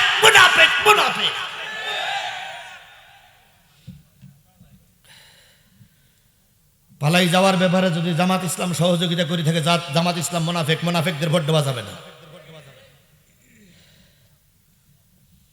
কথা ভুল বুঝবেন না। আমি জামাত ইসলামের দালালি করার জন্য এখানে আসিনি। আমাকে কোরআনের কথা বলতে বলা হয়েছে। 2 নম্বরে যারা জান্নাতে যাবে তারা সত্যবাদী। বুকে হাত দিয়ে বলেন তো, আপনি মিথ্যার কথা বলেন না? যদি বলেন তাহলে আজকের থেকে তওবা করতে হবে, আমি জান্নাতে যাব, মিথ্যা কথা বলবো না, মিথ্যার আশ্রয় নেব না, প্রতারণা করব না। যদি আপনার মনে এই থাকে তাহলে এখন 2,500 টাকার কৃষি কার্ড কি করে বিক্রি করেন? আপনি 5,000 টাকার কৃষি কার্ড কি করে বিক্রি করেন? আপনি 10,000 টাকার কৃষি কার্ড কি করে বিক্রি করেন? এই কৃষি কার্ড বিক্রি করার অধিকার আপনার কে দিল? জামাত ইসলাম নাকি জান্নাতের টিকিট বিক্রি করতেছে। জামাত ইসলাম জান্নাতের টিকিট বিক্রি করতে, সত্য মিথ্যা আমি জানি না।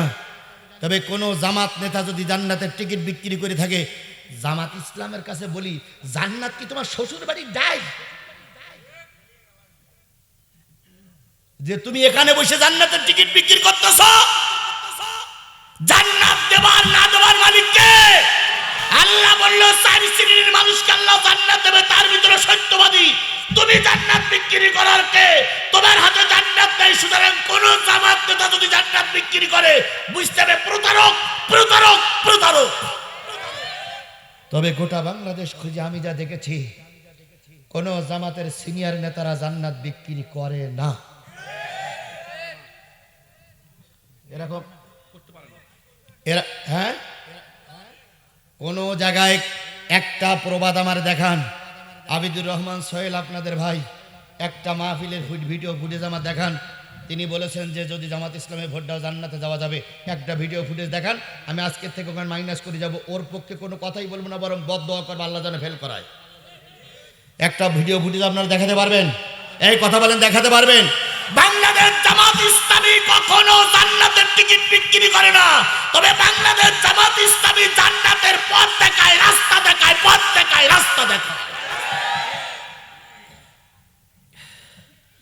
আমার কথা কি আপনারা বুঝতে পেরেছেন? জামাত ইসলাম জান্নাতের টিকিট বিক্রি, জামাত ইসলাম জান্নাতের কি দেখায়? কোন পথ দিয়ে গেলে তুমি জান্নাত যেতে পারো সেই পথটা দেখায়। জামাত ইসলাম জান্নাতের টিকিট বিক্রি করে না। সুতরাং মুনাফিকি বন্ধ করো, ভণ্ডামি বন্ধ করো, প্রতারণা বন্ধ করো, সত্যের পথে এসো। যদি জন্মের পরে আজান হয় সত্য কথা বলো, যদি তোমার বাপ মার বিয়ে সই হয়ে থাকে সত্য কথা বলো। মিথ্যার আশ্রয় নিয়ে ফাঁসকামি বন্ধ করো, গুন্ডামি বন্ধ করো। নতুবা ঢাকা বিশ্ববিদ্যালয়ে যে শিক্ষা হয়েছে, জগন্নাথ বিশ্ববিদ্যালয়ে যে শিক্ষা হয়েছে, আগামী 12ই ফেব্রুয়ারি ওই শিক্ষা মানুষ তোমাদেরও দেবে, তোমাদেরও দেবে, তোমার।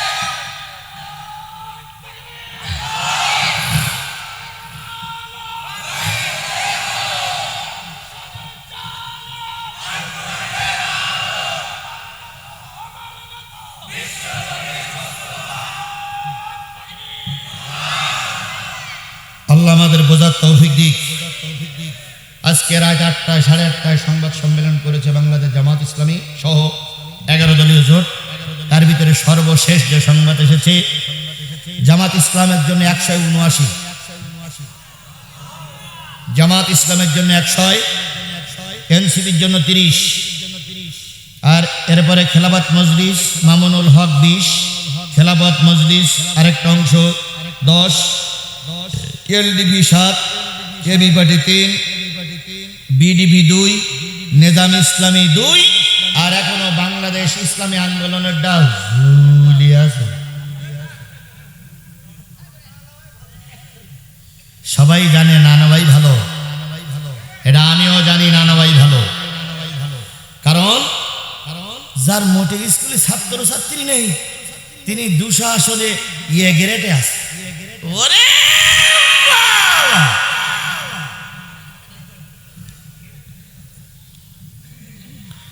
তাহলে 2 নম্বরে যে জিনিসটা বলতে যাচ্ছিলাম সেটা হলো সিদ্দিক। সিদ্দিক মানে কি? আবু বকর ছিলেন সিদ্দিক। আমরাও সত্য কথাটা বলতে পারবো না ভাই? তাহলে আজকের থেকে নিয়ত করি সত্য কথা বলবো, সত্যের পক্ষে থাকবো। আগামীতে যারা সত্যের পক্ষে থাকবে আমার সাপোর্টটা তাদের পক্ষেই দেব। সেটা যে কারা তা আমি বলবো না, আপনারা বুঝে নেবেন, আপনারা বুঝে নেবেন, আমার বলার দরকার নেই। কারণ আমি বলে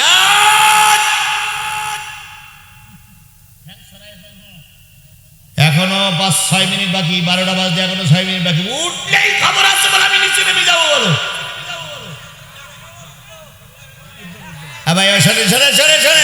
কয়টা কথা বলবো? 4টে। কয়টা কথা বলবো? তার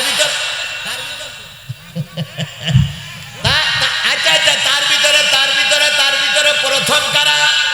নবী প্রথম কারা, তারপরে কারা?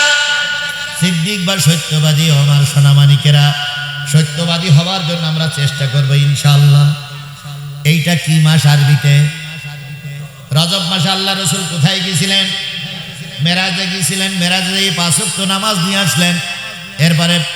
এরপরে কি বলে, জাহান্নাম দেখলেন, জান্নাত দেখলেন, দুনিয়ায় সব কিছু দেখে পানি গড়িয়ে যাচ্ছিল। ইতিহাস জানেন আপনারা? পানি গড়িয়ে যাচ্ছিল, পানি গড়িয়ে যাওয়ার আগেই নবীজি ফিরে আসলেন।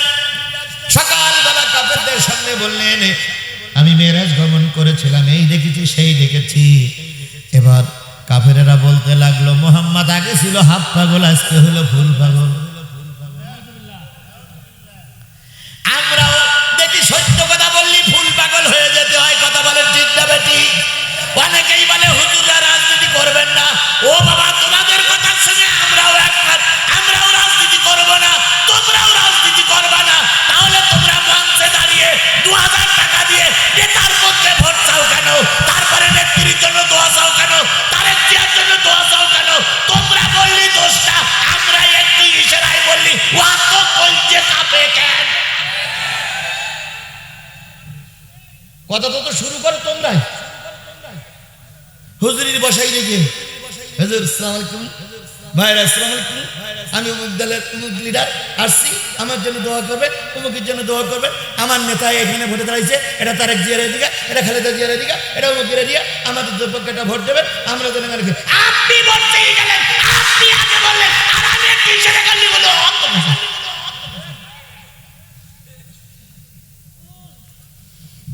কথা বলেন, কথা বলেন, কথা বলেন।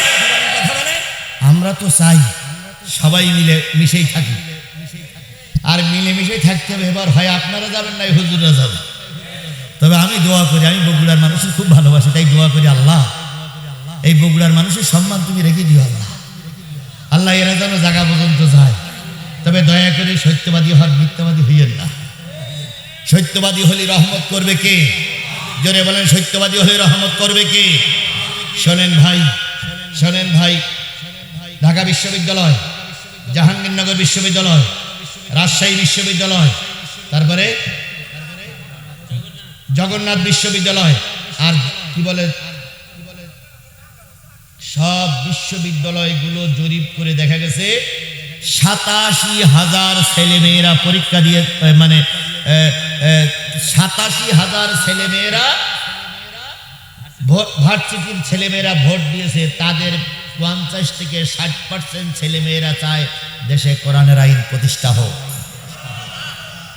আচ্ছা বলেন তো, ওখানে যারা পড়ে তারা আমাদের মতন বোকাশোকা, আমাদের মতন কম্বুজ?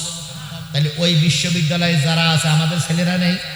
হয় আমার ছেলে নাই, আমার ভাইপো নাই, আমার ভাই নাই, আমার চাচা নাই, আমার খালু নাই, আমার সন্তান নাই, আমার নাতি নাই, আমার পুতি। ওরা যখন বাড়ি আসবে তখন ওদের কথা মুরব্বীরা রাখতে বাধ্য হবে। সুতরাং শুনে নেন, জেনে নেন, বুঝে নেন। ওটা যদি জরিপ যদি ঠিক থাকে 60% কোরআন কায়েমের পক্ষে, সুতরাং জোর গলায় বলে দিতে পারি আগামী দেশ কোরআনের দিকে দিয়ে যাচ্ছে। আচ্ছা আচ্ছা আচ্ছা আচ্ছা আচ্ছা হয়েছে। আমার ভাইরা, আবু বকর আল্লাহ নবী মেরাজ গমন করে এসে বললেন, আমি মেরাজ দেখেছি। কাফেরেরা বলল, আগে ছিল নবী কি পাগল, আর আজকের থেকে কি পাগল? এবার সবাই মিলে নবীকে ক্রিটিসাইজ করে, নবীজি ওই মজলিসে ছিলেন না, নবীজি ওই মজলিসে ছিলেন না, আবু বকর ওই মজলিসে ছিলেন না। ওর কাফেরেরা আসল মনে করতেছে, যাই দেখি আবু বকরের এই কথাটা বললে আবু বকর মনে হয় ফিরে আসবে। এবার যাচ্ছে, ভাই ভাই 2 পয়েন্ট হয়ে গেছে, আর 2 পয়েন্ট, খুব বেশি হলে 5-10 মিনিট অথবা 15 মিনিট পয়েন্টগুলো বলে যাই, পয়েন্টগুলো বলে যাই, খুব বেশি ব্যাখ্যা না, একটু দেরি করে না। ওরা আমার যুবক, ওরা আমার কলিজার টুকরা, ওদের দিকে তাকাই আমি বসে আছি। আমার বয়স 55 পৌঁছায় গেছে। যুবক, আগামীতে তোমরা যেদিকে যাবে বাংলাদেশ সেদিকে যাবে। বিএনপি জামাত আওয়ামী লীগকে তাড়াতে পারত না আমার এই সোনার মানিক যুবকেরা যদি রাস্তায় না নামতো। বুড়ো বিএনপি আর বুড়ো জামাতের কোনো পাওয়ার নেই, পাওয়ারলেস।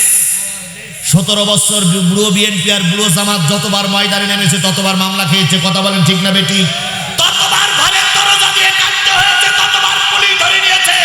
যখন যুবকেরা রাস্তায় নামলো, ফেরাউনের বাচ্চা দুপুরবেলার বিরানি ভাত ফেলাই রেখে পালাই যেতে বাধ্য হয়েছে।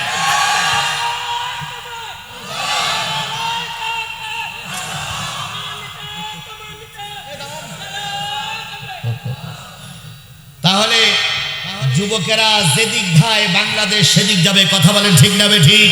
ও আমার সোনার মানিক যুবকেরা, ও আমার সোনার টুকরা সন্তানেরা, ও আমার কলিজার টুকরা সন্তানেরা, কোরআন বুকে নিয়ে তোমাদের কাছে একটা দাবি করে গেলাম।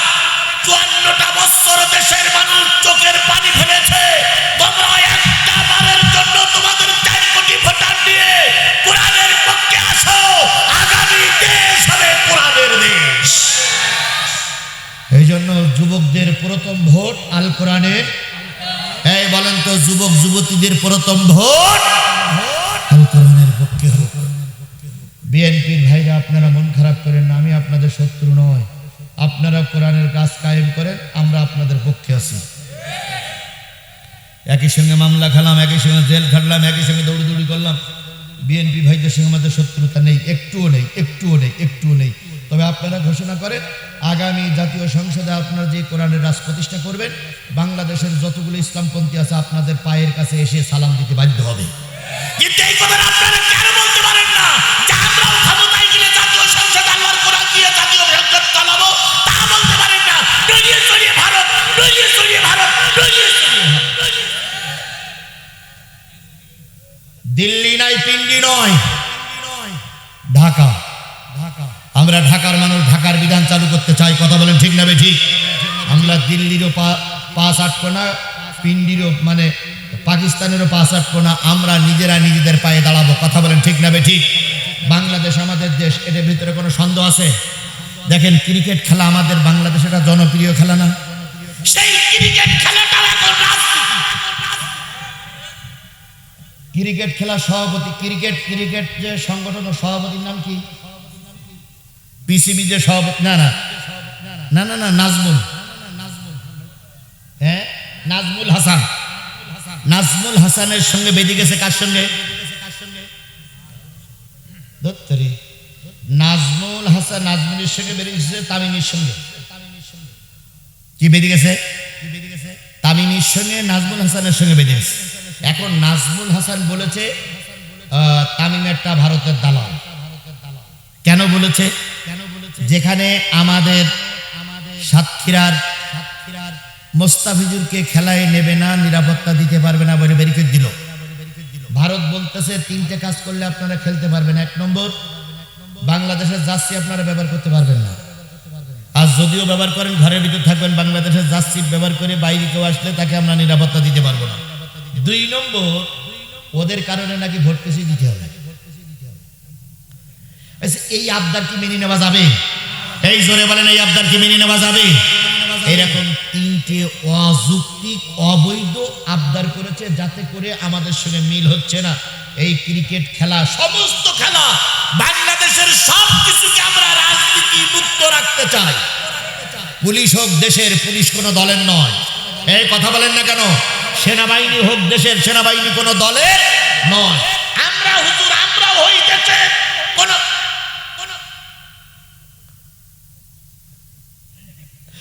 আমরাও কোনো দলের না, আমরা দেশের পক্ষে কথা বলতে চাই, কথা বলেন ঠিক না বেঠিক? আমার ভাইরা, আমি আপনাদেরকে যে কথা বোঝাতে চাচ্ছিলাম সেটা হলো সিদ্দিক হতে পারলেই জান্নাতে যাওয়া যাবে, কথা বলেন। আবু বকরের কাছে এসে বলেন, আবু বকর, ও আবু বকর, ও আবু বকর, তোমার নবী নাকি মেরাজে গিয়েছিলেন, 5 ওয়াক্ত নামাজ নিয়েছে, জান্নাত দেখেছে, জাহান্নাম দেখেছে, তোমার কি মত? আবু বকর বললেন, এই কথাটা কি রাসূল বলেছে না তোমরাই বলতেছো? এবার জনগণ বললে এটা রাসূল বলেছে। আবু বকর বললেন, রাসূল জীবনে কখনো মিথ্যা কথা বলিনি, আজকে মিথ্যা কথা বলার প্রশ্নই ওঠে না। সুতরাং রাসূল যদি বলে থাকে, আমি এখনো নিজের কানে রাসূলের কাছ থেকে শুনিনি, তোমাদের কথা শুনে বিশ্বাস করলাম রাসূলের কথাটা সত্য। আর একটু জোরে বলেন সুবহানাল্লাহ। নবীজি ওই মজলিসে এসে বলেন, আবু বকর, তুমি শুধু আবু বকর নয়, তুমি আজকের থেকে আবু বকর সিদ্দিক। তাহলে সিদ্দিক মানে কি? তাহলে আমরা কি সত্যবাদী হতে পারি না? ভাই, যে কয়জন ভাই চলে যাচ্ছেন, আর 2টো কথা শুনে যান, আমি ব্যাখ্যা করবো না, 2টো কথা শুনে যান, অন্তত কাজে লাগান। তাহলে আমরা সিদ্দিক হতে পারবো কি পারবো না? নবী হতে আমরা পারবো না, কিন্তু সিদ্দিক হতে পারবো। ওয়াসশুহাদা, 3 নম্বর আছে শহীদরা যাবে আল্লাহর জান্নাতে। কারা যাবে? এই বগুড়ায় শহীদ আছেন আছে না নাই? বগুড়ার 7 মাথায় গুলিতে মারা গেছে, বগুড়ার 4 মাথায় গুলিতে মারা গেছে। আমি যতটুকু জানি একজন শহীদ আছে, শহীদ রুহানি। রুহানি বলে একজন শহীদ আছে না?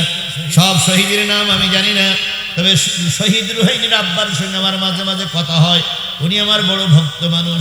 উনি এখনো পর্যন্ত চোখ বেয়ে কোনো পানি আমি কোনোদিন পড়তে দেখিনি। আমি একদিন জিজ্ঞেস করলাম, সম্ভবত আবু বকর, আবু বকর ছিল, ওনার একটা ছেলে ইসলামী ব্যাংকে চাকরি করে। আবু বকর ভাইকে জিজ্ঞেস করলাম, ভাই আপনার কি চোখে পানি আসে না? কয়, ভাই হুজুর ভাই, জিহাদি ভাই, কাঁদতে কাঁদতে আমার পানি ফুরায় গেছে। আমার স্ত্রীর চোখেও এখন পানি আসে না, সেও এখন আর কাঁদে না, কারণ কাঁদতে কাঁদতে তারও চোখের পানি ফুরায় গেছে। কেডা মারা গেছে না? রুহানির আম্মা মারা গেছে। যাই হোক, আমার যখন বেঁচে ছিলেন তখন আমার কথা, তাহলে রুহানির আম্মার চোখের পানি ধরে না, বাবার চোখের পানি পড়ে না, এই হলো শহীদ। উনি বললেন, হুজুর ছেলেকে যখন বাড়ি আনলো, মানুষ কত নিষ্ঠুর হতে পারে, মারা যাওয়ার পরও কবাইছে তারা, এত নিষ্ঠুর হতে পারে। ওই শহীদ যদি কেউ হতে পারে, আর শহীদের বাপ মা যদি কেউ হতে পারে, তারা যাবে আল্লাহর জান্নাতে। এবার আমি আপনাদেরকে বলি, শহীদ সবাই রাজপথে মারা গেলে শহীদ হয় না। ও আমার ভাই, যদি কেউ পুড়িয়ে মারা যায়, তাহলে তাকে আল্লাহ শহীদের মর্যাদা দেবে। মা বোনেরা, আপনাদেরকে বলি, সন্তান প্রসব করতে যেয়ে যদি কোনো মা মারা যায়, তাহলে আল্লাহ পাক ওই মাকে শহীদের দরজা দিয়ে দেবে। যদি কোনো ব্যক্তি রাজপথে লড়াই করতে গিয়ে মারা যায়, সে দিনের জন্য মারা গেল, সে শহীদ। যদি কেউ গাড়ির তলে অ্যাক্সিডেন্ট করে মারা যায়, যদি কালেমার পরে বিশ্বাস করে, সে শহীদ। এরপরে কারেন্টে শর্ট করে যদি কেউ মারা যায়, সে শহীদ। এই জন্য আমরা আজকের থেকে নিয়ত করবো, আল্লাহ মরণ তো হবেই। আচ্ছা, মরবেন না? কেডা কেডা হাত তোলেন তো। মরবে না সবাই? শেখ হাসিনা বলতো 41, প্রায় বলতো কয় সাল? 41, কিন্তু 41 আসার আগেই পুরুত। সুতরাং মৃত্যু তোমার আমার হবে, সেই মৃত্যুটা আল্লাহ যেন আমাকে শহীদি মৃত্যু দান করে, কারণ শহীদেরা যাবে আল্লাহর। এই কথা বলেন, শহীদেরা যাবে আল্লাহর, শহীদেরা যাবে আল্লাহর জান্নাতে। এই জন্য আমরা চিন্তা করি, আল্লাহ মৃত্যু তো তুমি দেবো, আমাকে কি মৃত্যু দাও? শহীদি মৃত্যু দাও। বগুড়ার মানুষ, আমি 20 বছর আগের থেকে বগুড়ায় আসা যাওয়া করি। বগুড়ার মানুষ, বগুড়ার রাস্তাঘাট আমি যত চিনি, আমার সাতক্ষীরা জেলায় অত চিনি না। বগুড়ার মানুষ আমার অন্তরের মানুষ। বগুড়ার মানুষকে আমি দেল দিয়ে ভালোবাসি, বগুড়ার মানুষ আমাকে দেল দিয়ে ভালোবাসে। এই ভালোবাসাটা কার জন্য হোক? আরো জোরে বলেন। কেবল যে কোটা লোক আমার ভালোবাসে না, সেই কোটা লোক আমার মোনাজাতের আগে উঠে যাচ্ছে। এই কোটা লোকের ভালোবাসা আমি কেন জানি কুড়াতে পারলাম না, এরাই আমার শত্রু। ভাই, এতদিন ওয়াজ করলাম, তারপর আপনারা আমাদের শত্রু হয়ে চলে যাচ্ছেন। ভাই, বাড়ি পর্যন্ত যাওয়ার আগে চেষ্টা হলেও হতে পারে নাকি? আমি বদদোয়া করছি না ভাই। উনি আমার কাছে বলেছে যে 12:30 পর্যন্ত আমি যাব না, তবে 12টায় 10 হয়েছে, আর কথা শেষ করতে হয়তো আর 5-6 মিনিট লাগতে পারে, কিংবা 10 মিনিট লাগতে পারে, আমি মোনাজাত করে দেবো। আমি তো এগিয়ে যাচ্ছি ভাই। আমার সোনামানিক ভাই রে, তুমি আমার অন্তরের মানুষ, আমি তোমার ভালোবাসা। আমার দাবি হলো, দীর্ঘদিন বগুড়ায় আসা যাওয়া, দীর্ঘদিন বগুড়ার মানুষের সঙ্গে ওঠা বসা, বগুড়ার আনাসে কানাসে দোকানে, ওই জুয়েলার্সে, বড় বাজারের ভিতরে যদি কোনোদিন ঘুরতে যাই, কেউ না কেউ আমার সঙ্গে দেখা করে, কেউ না কেউ আমার চা না করাই ছাড়ে না। দুপুর বেলার খাওয়া না থাকলে বড় বড় হোটেলে নিয়ে খাওয়ায়, সে তো বগুড়ার মানুষেরা। আমি আপনার কাছে বড় টাকা চাচ্ছি না, বড় খাওয়ারও চাচ্ছি না, শুধু এতটুকু দোয়া করি, আপনারা দোয়া করবেন আজিজুল ইসলামের মৃত্যুটা যেন আল্লাহ পাক শহীদি মৃত্যু দান করে। আমার সন্তানদের বলেছি, তোমরা দোয়া করবো তোমার বাবা যেন শহীদ হয়ে যায়। স্ত্রীর কাছে বলেছি, শোনো, মৃত্যু তো আমার হবে, জীবনে কোনোদিন সারা জীবন বেঁচে থাকা যাবে না, আমি সারা জীবন তোমার খেদমত করতে পারবো না, তুমি আমার খেদমত করতে পারবা না, একদিন মৃত্যু হবে। তবে সেই মৃত্যুটা আল্লাহ যেন শহীদি মৃত্যু দেয় রে ভাই। শহীদি মৃত্যুর চাইতে ভালো মৃত্যু আর কিচ্ছু নাই। আল্লামা সাঈদী সারা জীবন দোয়া করতেন, কি মৃত্যু? জোরে বলেন, কি মৃত্যু? আল্লাহ পাক তার শহীদি মৃত্যু দান করেছে রে ভাই। তার ইঞ্জেকশনের ভিতর দিয়ে তাকে মেরে দেওয়া হয়েছে, ওটাও একটা শহীদি মৃত্যু। আমি বগুড়ার এই হাজারো মানুষের কাছে একটা দাবি করে গেলাম, মা বোনদের কাছে দাবি করে গেলাম, ও আমার বোন, ও আমার মা, ও ও আমার ভাই, ও আমার সন্তান, জিহাদির জন্য দোয়া করো, আল্লাহ যেন জিহাদিকে শহীদি মৃত্যু দান করে। আমি বলি, আল্লাহ তুমি আমার মৃত্যুটা কোরআন হাদিস বলতে বলতে দিয়ে দিও, তুমি রমজান মাসে আমার মৃত্যু দিও, তুমি শুক্রবারে আমার মৃত্যু দিও, আমার মৃত্যুটা যেন সেজদারত অবস্থায় হয়, আমি যেন আমার মালিকের কাছে সেজদারত অবস্থায় পৌঁছাতে পারি। আপনারা এতটুকু দোয়াকে আমার জন্য করতে পারবেন না? আল্লাহ যেন আমার মৃত্যুটা কি মৃত্যু দেয়, কারণ শহীদ মৃত্যুর চাইতে উত্তম মৃত্যু আর কোনো মৃত্যু নেই। শহীদ রুহানি চলে গেছে, মানুষের অন্তর থেকে কি মুছে গেছে? এখনো শহীদ রুহানির কথা মনে পড়লে শিবিরের হাজারো ছাত্র জনতা কেঁদে কেঁদে তার জন্য দোয়া করে। সুতরাং আমরা চাই আল্লাহ আমাদের যেন শহীদে মৃত্যু দান করেন। সকলে মিলে বলেন আমিন, আরো জোরে আমিন। তাহলে কয় শ্রেণীর মানুষ জান্নাতের সামনে? প্রথম নবী আমরা হতে পারি নাই, 2 নম্বরে সিদ্দিক আমরা ইচ্ছা করলে হতে পারি, 3 নম্বরে শহীদ ইচ্ছা করলে আমরা, আল্লাহ যদি কবুল করে শহীদের মৃত্যু, আমরা শহীদের মৃত্যু আল্লাহ আমাদের দিতে পারে। 4 নম্বর সালেহীন। সালেহীন মানে সেটাও নেককার ভালো মানুষ। এই ভালো মানুষকে আগামীতে ক্ষমতায় পাঠানো, এটাও কিন্তু নেককারের কাজ। ও ভাই, আজকে যদি আপনারা আমাকে দাওয়াত না করতেন, আমি কি এখানে এসে কোরআন হাদিসের কথা বলতে পারতাম? তাহলে আপনারা দাওয়াত করেছেন, এখানে বসাইছেন, তাই বলে দেন কোরআন হাদিসের কথা বলতেছি। কথা বলে ঠিক না বেঠিক? তাহলে আপনাদের সমর্থন না থাকলে আমি এখানে আসতে পারতাম? ঠিক আগামীতে, আগামী নির্বাচনে আপনি একটা ভালো মানুষকে একটা সাপোর্ট দিবেন, এটা হলো নেককার সালেহীনদের কাজ। দিলে কি হবে? আল্লাহ পাক বলেন মাইয়াশফা শাফাতান হাসানাতান ইয়াকুন লাহু নাসিবুম মিনহা ওয়া মাইয়াশফা শাফাতান সাইয়্যাতান ইয়াকুন লাহু কিফলুম মিনহা। যেই ব্যক্তি ওই 12 তারিখে ওই অন্ধকার ঘরের ভিতরে একটা ভালো মানুষকে সাপোর্ট দেবে, কি মানুষ? নেককার মানুষকে সাপোর্ট দেবে। কাকে সাপোর্ট দেবেন তা বলছি না, ভালো মানুষকে সাপোর্ট দেবেন। ওই ভালো মানুষটা যদি এমপি হয়ে জাতীয় সংসদে যায়, ওই মানুষটা জাতীয় সংসদে যেয়ে যত নেকির কাজ করবে, যত ভালো কাজ করবে, সব নেকি আপনার আমার আমল নামায় লেখা হবে। ওমাইয়াশফা শাফাতান সাইয়্যাতান, যদি কোনো ব্যক্তি খারাপ মানুষকে সাপোর্ট দেয়, ওই লোকটি জাতীয় সংসদে যদি সুদের আইন পাশ করে, ঘুষির আইন পাশ করে, জেনাবে বিচারের আইন পাশ করে, আল্লাহ পাক বলেন ওখানে যত গুনাহ হবে, যার সাপোর্ট নিয়ে এমপি ক্ষমতায় গিয়েছে, প্রতিটা নারী আর পুরুষের আমলনামায় ওই পরিমাণ গুনাহ লেখা হবে। এখন গুনাহ নেবেন না সওয়াব নেবেন? এই কথা বলেন, গুনাহ নেবেন না সওয়াব নেবেন? একটা হলো সদকায়ে জারিয়া, একটা হচ্ছে গুনাহে জারিয়া। আমি এমন কাজ করে যাব না যাতে করে আমার কবরে শুয়ে শুয়ে কি যেতে থাকে, গুনাহ যেতে থাকে।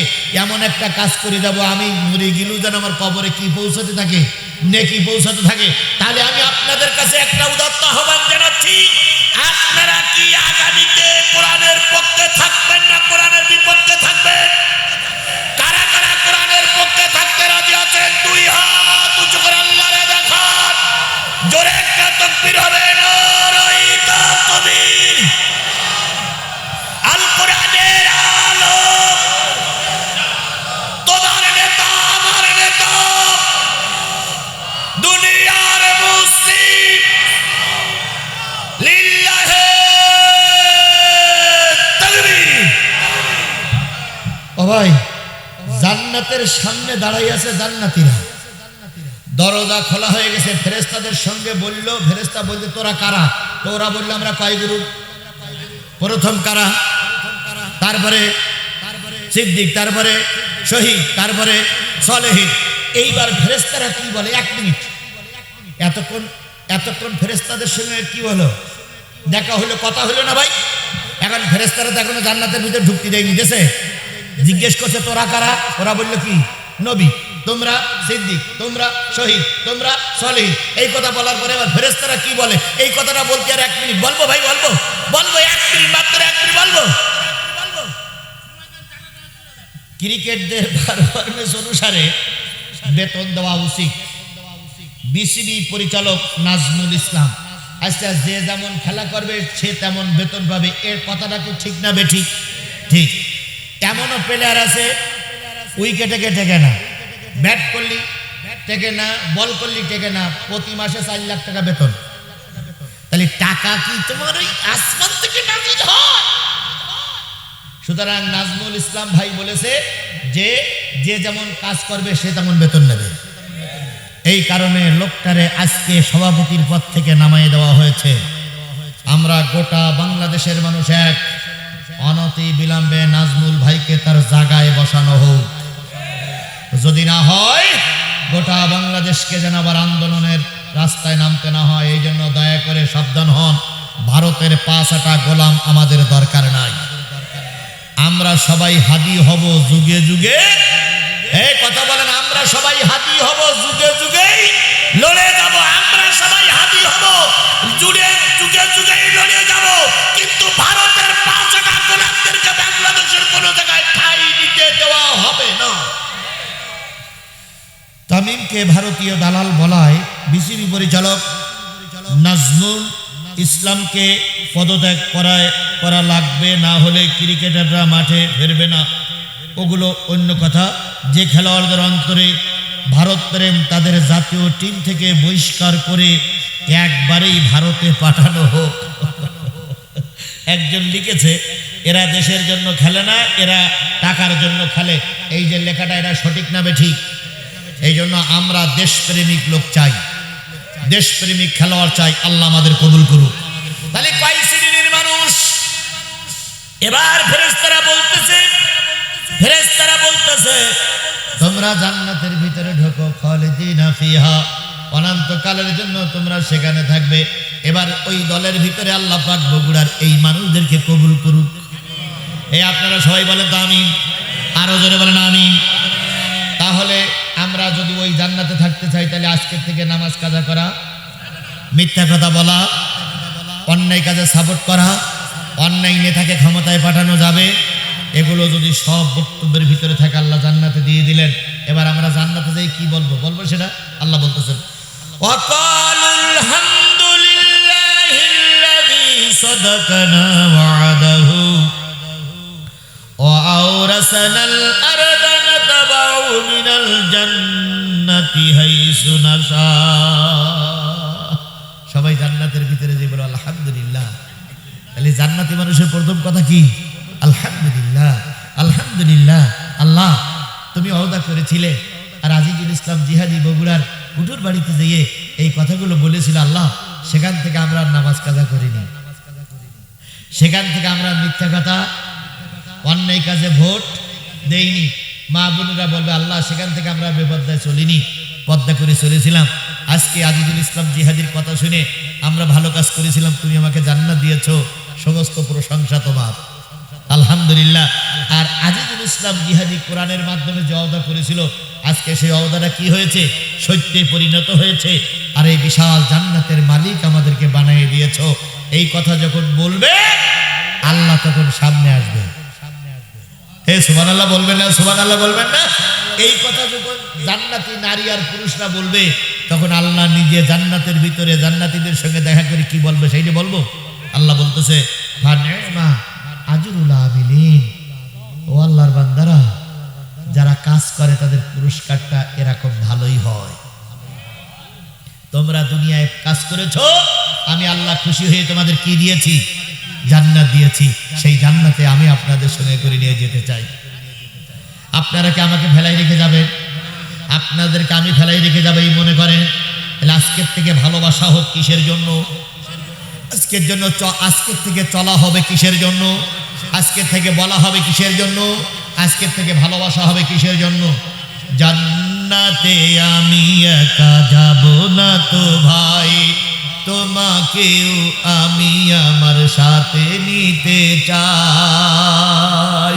আল্লাহ সেই জান্নাতের মেহমান হিসেবে আমাদের কবুল করুক। জোরে বলেন আমিন। তাহলে আমি কি শেষ ওয়াদা করে যেতে পারি আগামী নির্বাচনে আমরা কোরআনের পক্ষে থাকবো? এই আশা কি করতে পারি? আপনারা কি কোরআনের পক্ষে থাকতে রাজি আছেন? কারা কারা কোরআনের পক্ষে থাকতে রাজি আছেন? আল্লাহ এই হাতগুলোরে কোরআনের পক্ষে কবুল করুক। সকলে মিলে বলেন আমিন। আরো জোরে আমিন, আরো জোরে। 179 আসনের ভিতর থেকে আমাদের কুড়িয়ে আনতে হবে 150টা। ইনশাল্লাহ আমরা ওয়াদা করছি, কথা দিচ্ছি, এই যে 11 দলীয় জোটের থেকে আমরা 150টা আসন আমরা কুড়িয়ে নিয়ে আসবো। আর জাতীয় সংসদে কোরআন নিয়ে যেতে গেলে কয়টা লাগবে? 51টা। আপনাদের এই আসনটা কোরআনের জন্য দিলেই আমাদের দেশটা কোরআনের জন্য হবে। আপনারা কি এই আসনটা কোরআনের জন্য দিতে পারবেন ভাই? পারবেন? আমি আপনার পায়ের পরে হাত থেকে বললাম, ভাই এই আসনটা যেন আমরা কোরআনকে উপহার দিতে পারি। আল্লাহ আমাদের সহায় হোক, আল্লাহ আমাদের সাথে থাকুক। ভাই অন্যদিন মাহফিল করতে আসি, হয় নীলফামারীর থেকে আসি, নাই গাইবান্ধার থেকে আসি, নাই আপনার বগুড়ার এক প্রান্তে থাকে আর এক প্রান্তে যাই, কিন্তু আজকে একবার সাতক্ষীরার থেকে আসতে হয়েছে। সকাল 11টায় গাড়ি স্টার্ট হয়েছে, এখানে এসে পৌঁছাইছি তখন 9টা বাজে। তাহলে কয় ঘন্টা?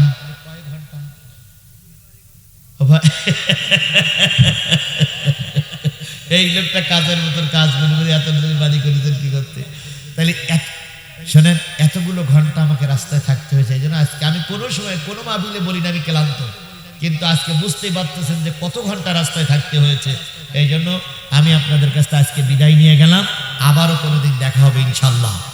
তবে সেদিন যেন কোরআন বিজয় নিয়ে বিজয়ের মালা যেন কোরআনের পাখিদের গলায় পরি আমরা আসতে পারি। আল্লাহ আমাদের কবুল করুক। আর কারোর কোনো কথা বলিস তো? মহিলাদের কথা হয়ে গেছে। হ্যাঁ বলিস। আর কারোর কোনো কথা?